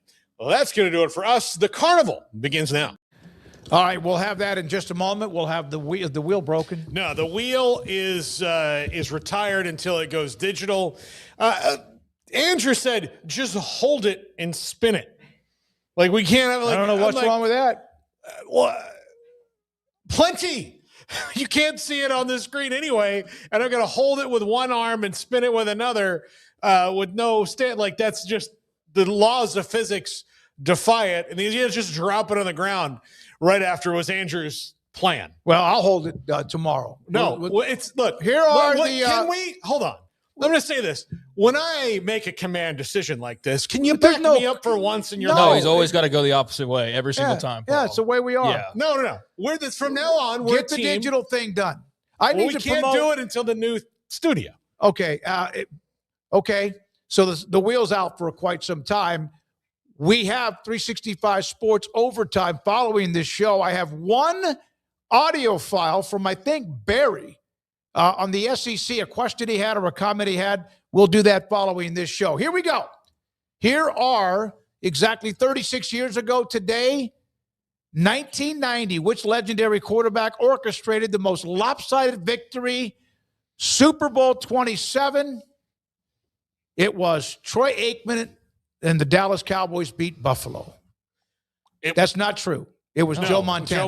Joe Montana. Yeah, I just saw. I'm an Aikman. I love Aikman. Yeah, I do. I just his name makes me kind of lose my. I do too. It was Joe Montana. He whipped John Elway. There we go. Right. Elway took a few whippings before he finally got one done. Performance that defined dominance. Joe Cool led his team to a massive win in New Orleans, throwing 5 touchdowns. Became the first player to ever win 3 Super Bowl MVP awards. The game still holds the record for the largest margin, 45 points, and the most points scored by a single team, 55 in Super Bowl history. All right? After their 2026 AFC title win over Denver, the Patriots extended their NFL record for Super Bowl appearances. How many times have they reached the big game? Well, this one's easy. This is 12. 11 under Robert Kraft and 1 under the previous ownership. I just read this morning when I was reading all the Patriots news. This is 12. So thank you for the Super Bowl trivia, Andrew. And feel free to make it more difficult tomorrow, but 12, final answer. There we go. Yes. That's a lot of Roman numerals there. It's 20, 31, 36, 38, 39, 42, 46. Am I already skipping? 49. 49, and then what, 51, 52, 53? Is that right? 51, 52, 53. Golly, I don't know. The Roman numerals, I get them, but I don't know exactly 12, though. 11 since the Cowboys last were in one. Yes, exactly. And then they only had one before that where they lost to the 85 Bears. But guess what? No one remembers that anymore because of Tom Brady and Bill Belichick. One of whom will be a first ballot Hall of Famer. We hope. We hope. Yeah, I think Brady probably will be. They'll find ways to make that happen. And I mentioned 60 as well. It's the first time we've seen the LX. So, about to have a row of those for the next decade or so. But, I always found Roman numerals kind of interesting and pretty incredible. The Patriots were – well, it's interesting. We just watched what was a team that you go, who's the worst program in college football? Indiana was a fair thing to say there for a very long time. Now I think you say like Rutgers, you were someone along those lines. You definitely can't say Indiana anymore. There's a time growing up when it was the Patriots was the answer in the NFL.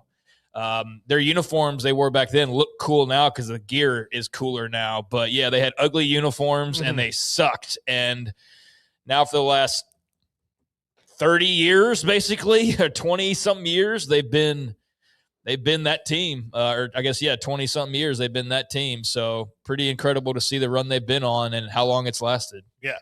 So next up, let's go to the polls.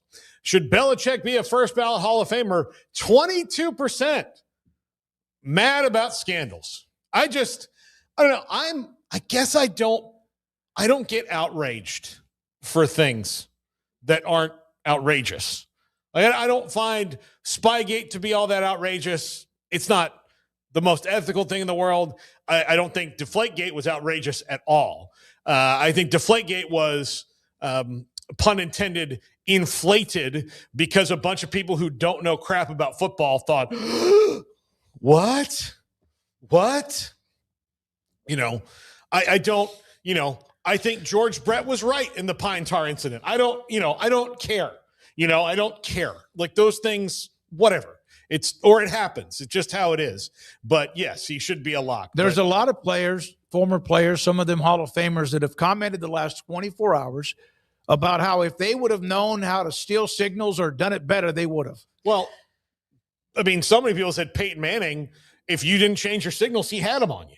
So, that's Peyton Manning though. He walks on water. He's fine. No, I like Peyton a lot, but I feel like there's people get treated differently, and he's somebody who I feel like can do no wrong no matter what it is. Like Peyton's sacred compared to a Brady. I feel like in a lot of people's minds, I'll say yes. Resume equals a lock, as Zach pointed out. Take away the scandalous Super Bowls, and he still has more than most anybody, even with that taken out. So, if you want to go on just the clean Super Bowls, then he's still got a Hall of Fame resume.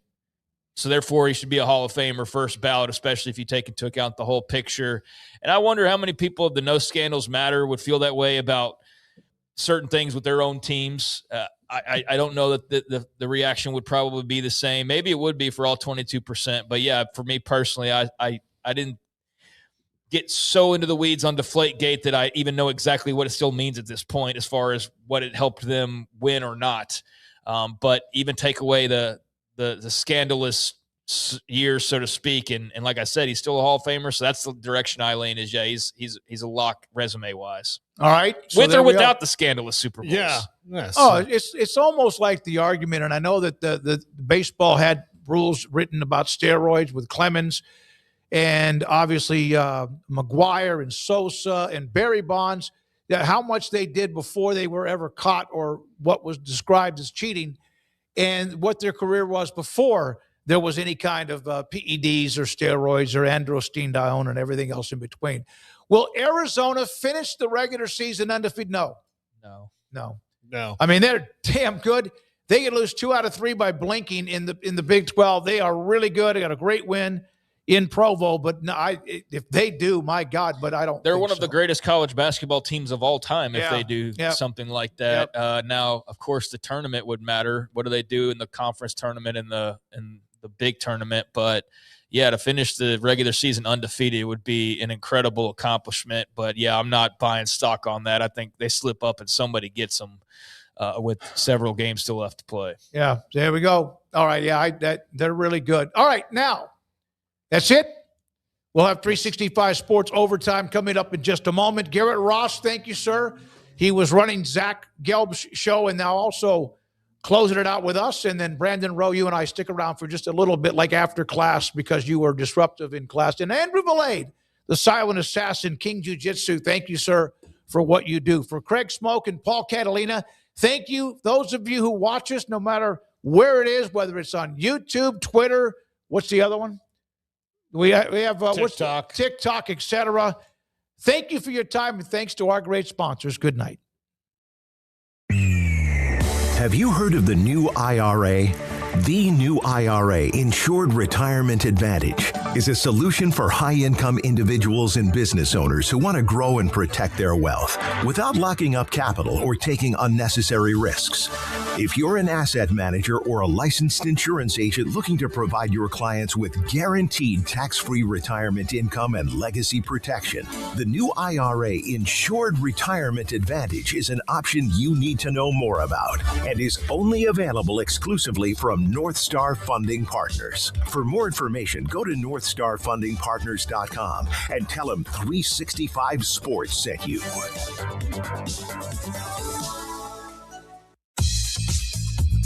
Baylor Scott & White Southwest Sports Medicine and Orthopedics, the team physicians for Baylor Athletics, diagnosing and treating all sports-related injuries, including concussions. These specialists also provide orthopedic services for athletes and non-athletes alike, whether it's knee or shoulder pain, a wrist injury, orthopedic spine care, and even an arthritis and total joint clinic. Trust the doctors Baylor Athletics trust. Baylor Scott & White Southwest Sports Medicine and Orthopedics wants to get you back in the game. Cars priced right, both day and night. At Richard Car in Texas. Trucks LV, red, white, and blue. At Richard Car in Texas. Cars that zoom with lots of room. At Richard Car in Texas. Count on us, a dealer to trust. At Richard Car in Waco, Texas. Frazier adding more numbers, more yards to those. Oh, they don't have them yet. Look at Tommy Frazier. How many tackles can one man break? Touchdown. This is 365 Sports Overtime with David Smoak, and it's your time to be heard. Ask questions, voice an opinion. A few extra minutes with Smokey It right now. Down the middle, Mendoza's right on the mark for a touchdown. Omar Cooper Jr. 365 Sports Overtime is sponsored by Richard Car Motors, QC Kinetics, Baylor Scott & White Southwest Sports Medicine and Orthopedics, Edward Jones Financial Advisors, Ray Broker Air Conditioning and Heating, and North Star Funding Partners. Now here's David Smoak. Here we go, 365 Sports tonight, and I'm saying this right now to those of you in the chat that have gone into this warfare, so to speak, and verbal accusations, this and that, about things that have nothing to do with sports. Yes, it's a free country. You have a right to an opinion. But I also, this is our show, you and me. And I want to take your questions. I want to hear your opinions. And I want to hear what you have to say about the topics of the day, whether it's Bill Belichick, the Pro Football Hall of Fame, the Super Bowl game, and or college football. And maybe it's about PGA Tour. You have Patrick Reed now joining Brooks Koepka as somebody who is going to leave LIV and get back on the PGA Tour. There's a couple of other names involved too. And so I'll take your questions and also much more of that right now. We do have one audio file, and this is how we do this. And because we had the delays and then we had the ice storm on Monday, didn't have a chance to kind of promote this earlier. Can't do it now because we're on. But if you want, and part of the ownership is looking at options for us where we won't have to do it that way. Andrew's working on something where you could upload a 25-second or 30-second or 40-second opinion or question or both, and then we just pop it on the air. Brandon Rowe's running the mothership as we speak right now. But if you have a question and you want it to be on this show on Monday, Wednesdays, and Fridays for now, 365 Sports Overtime, you can record it into your phone, however you want, and then email it. And Brandon, it is overtime, 365sports@gmail.com, correct? There you go. There is the email address. I had them early on. You were sending them to me. Overtime, 365sports@gmail.com to send an audio clip with a question or something else. We would love to get those from you. Let's see. Delta 9 Brian. I'm new here. Does Kansas State men's basketball have a shot at the final? No. At the Final Four this year. Kansas State? Is that what you asked? No. They're at the bottom of the barrel with Utah and Baylor, and none of them are very good. I absolutely, as a friend, a hell of a basketball coach when he was on staff with Scott Drew, and a great story on how he was hired by Scott Drew, did a really nice job that first year at K-State. K-State's they're not doing well. Lost at home to KU, right? Recently, they're not doing well. Utah was not supposed to do very well. I don't know the expectations for K-State, but K-State and basketball, men's basketball, that's what they do. With all due respect, of course, their football program has been really good too. But Delta 9, Brian, looked like 98. I'm new here. Does K-State men's no? And I don't think you really were asking that, were you? But I appreciate it. I hope I didn't disappoint you with my answer. What are your thoughts on having several streaming services just to watch sports these days? That's a great question, Hoosier Dave. I've learned it. I remember back in 2023 when Texas was playing Alabama at home. And my son-in-law, Daniel, who I don't even know yet if he was our son-in-law, but Daniel told me I'm not going to be able to watch Texas, Alabama unless I got YouTube TV because of what it was streaming or whatever it was. And I was like, what? Because I have been. I'm old enough to have gone through you had the old TV with, like 5 channels maybe. And at night, or what do you put those? The bars that came up when it was like midnight and they'd play the national anthem, whatever. That's what and then of course, damn, they have other stations you could watch. And then I was at Stephen F. Austin in 1979, 80, and I saw this thing called ESPN Sports Center. I've been through it. I don't mind the streaming. I spend almost all of my time. I've got 3 nice, and I'm not bragging, but I have 3 really nice sized flat screens. One next to my desk in the condo where I have also a studio. One downstairs is a split level that's a much bigger flat screen that I can watch at the same time. And then I have one also in my master bedroom. And he convinced me, Daniel, to get YouTube TV. I was like, what? I didn't know much about it. That's all I do. I watch YouTube TV. Now, on top of that, I watch Netflix and Paramount Plus, and there's other streaming. And I watched ESPN Plus. I'll get on the laptop with that and watch some sports too. But it doesn't bother me. Now, I tell you what I do need, Hoosier David, a question to you and others. I have to kind of start watching how much all of that costs at once. Because YouTube TV, when I first bought it, was like 69, or now it's in the 80s. That's fine. I also have Spectrum. I have cable, but with the job that I have, there's a really nice break that I get for the cable part of it. So I wanted to keep that as an option, but I don't find myself ever on it. I use the internet from the cable company, but I stream. I'm always watching streaming somewhere. Let me see here.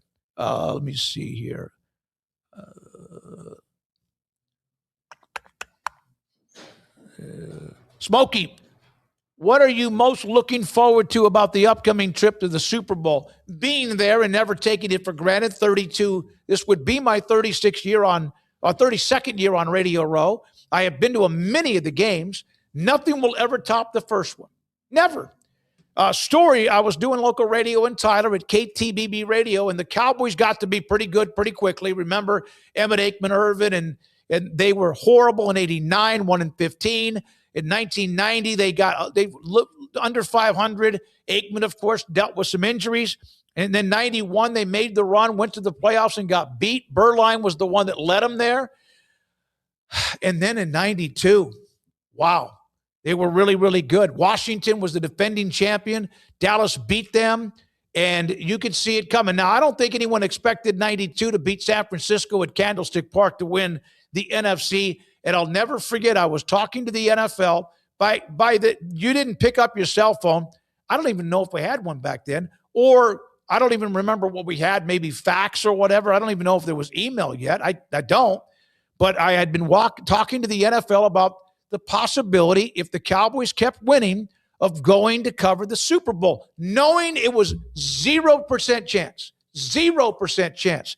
I wrote a letter to a lady at the NFL office. She responded and said, thank you very much, but probably not going to happen. But if the Cowboys keep winning, then we'll see. I sent her an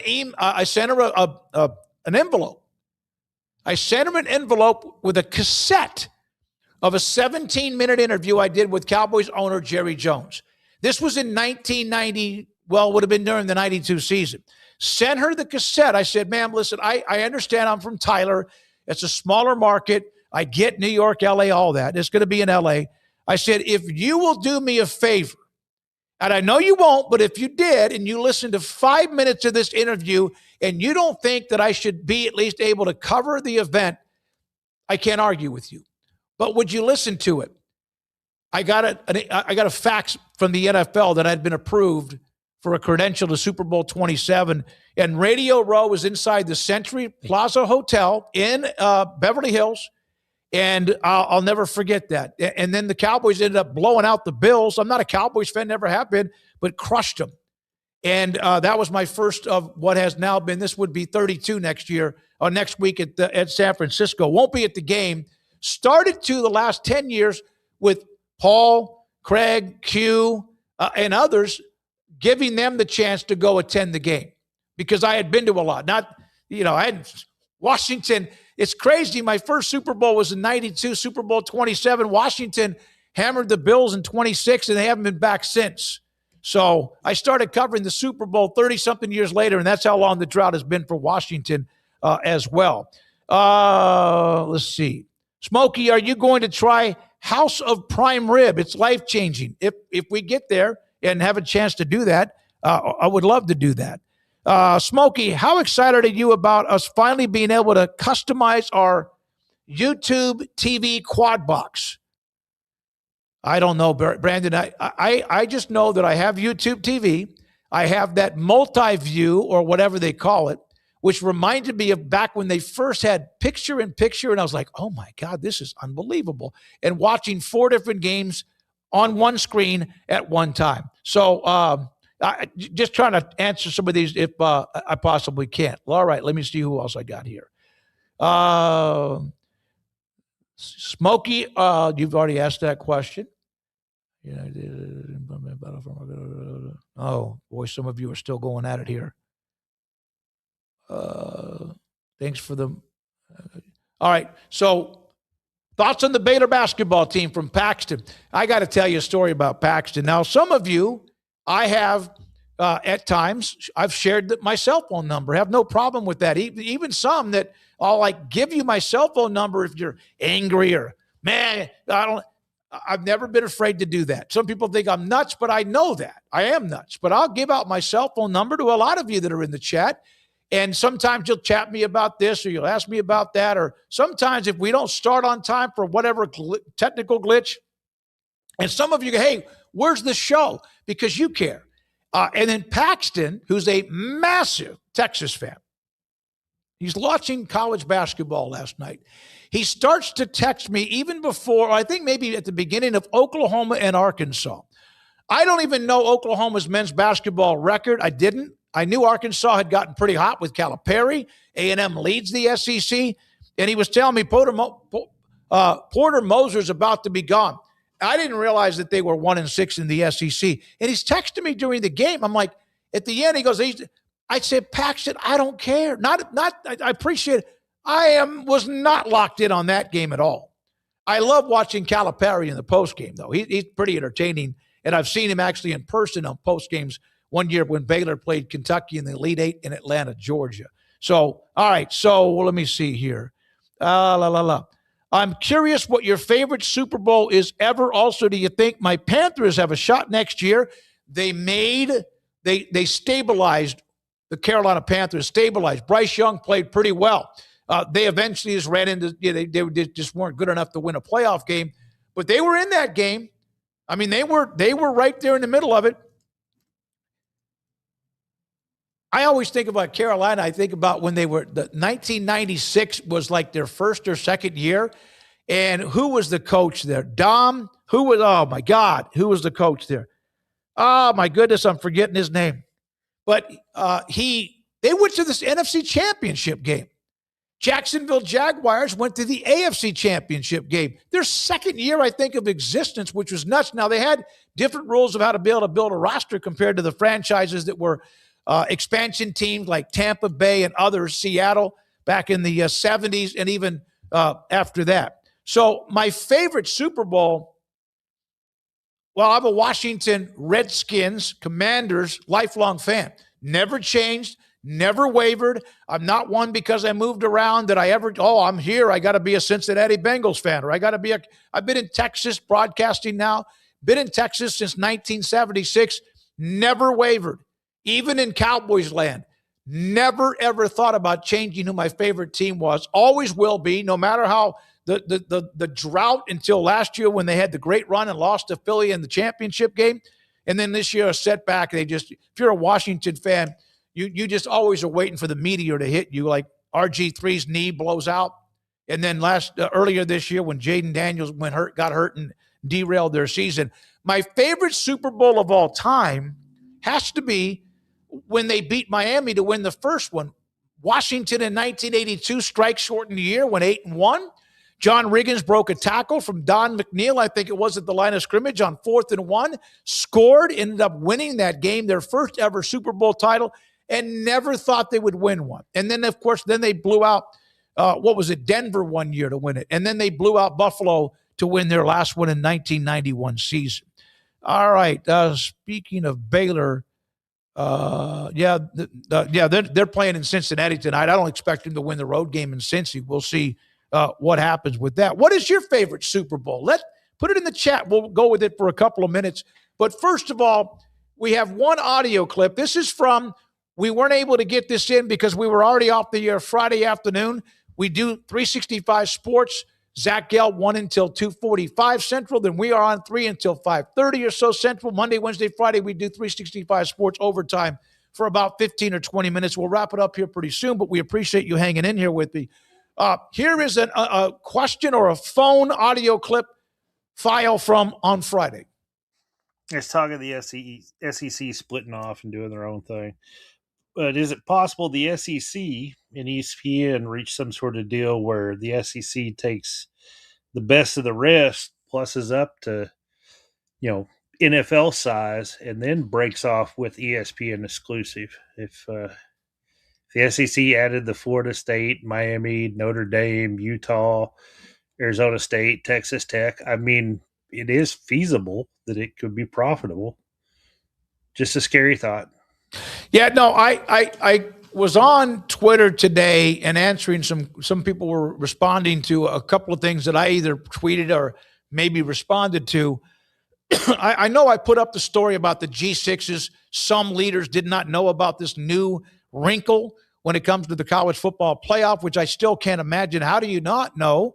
You have this agreement, and yes, the SEC and the Big Ten wrote it and then said you're going to sign it, but you still have to have your attorneys, whether you're a president, an AD, or a conference, look at it, right? So you'd be able to tell everybody, because I'm telling you, when I get one of those contracts and it's got like 18 pages of like,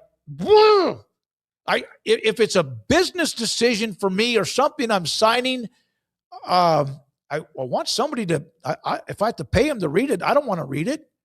So all that fine print that you hear about, it's the same thing. Then all of a sudden you sign something and you owe somebody $100,000. But the breakup, the Super League has been talked about by Paxton and by Kim and many others of you. Someone contacted me, I just see they're going to go to 24 teams. Or maybe it was 30 teams, 28 teams. The SEC and the Big Ten combined have 34 teams. So they're not going less than that. We can sit there and think, no, they'll leave this team behind. No, they're not. They're not going to do that. They're not going to leave teams that have been with them forever, and or the new teams that are a part of the conference are there for television reasons and earning more and more millions and millions of dollars in revenue. They're not going to kick somebody out. Now, if there's going to be the SEC and the Big Ten who split away, that's 34. They're not going below 34. Okay, well, they're not leaving other schools out that either they're hot now or they have been or they have a big name. They're not leaving out Clemson or Miami or Florida State. And if now the incoming of what Texas Tech is doing, they're not leaving those schools out. They might leave a handful. Now, who it might be, I don't know. But they're not leaving them out. They're not. Now, you might have to get on a life raft if they do, okay, we're going to do 40. I still think that's not enough. So the Power Four plus Notre Dame, 65 teams. You could sit there and have the discussion, and I know G6 leaders don't want to hear this.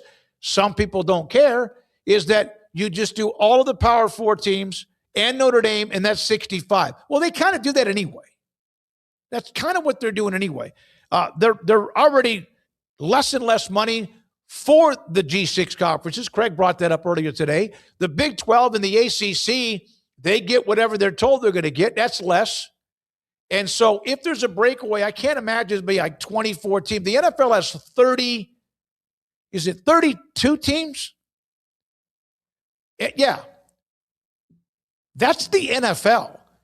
And I can't imagine that college football would say, no, we're just going to take 32 teams and run with it. I know that you might be able to put those together. I don't see the SEC turning their back, although it can be cutthroat, or the Big Ten on some of the original members or those who have been a part of that conference for many, many years. Let me see here. Got a couple more, Brandon, and again, you can record an audio clip, question, opinion with what we just got.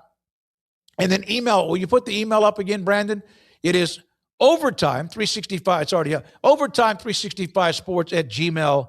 All right. David, do you think of the Tess Heel suspension by the NCAA? Looks like a double standard by the NCAA just for her signing a contract to play after her senior year is over. Mark, I got to tell you the truth. I don't know much about that story. I'm not trying to say I don't pay attention. I don't know much about that particular story. From Kyle Visser. Smokey, talk about how stupid the Vikings are for letting Darnold go. Well, I mean, they had the quarterback and they drafted in McCarthy, who beat the Cowboys, but he's what a great story. I love it. And he's found it.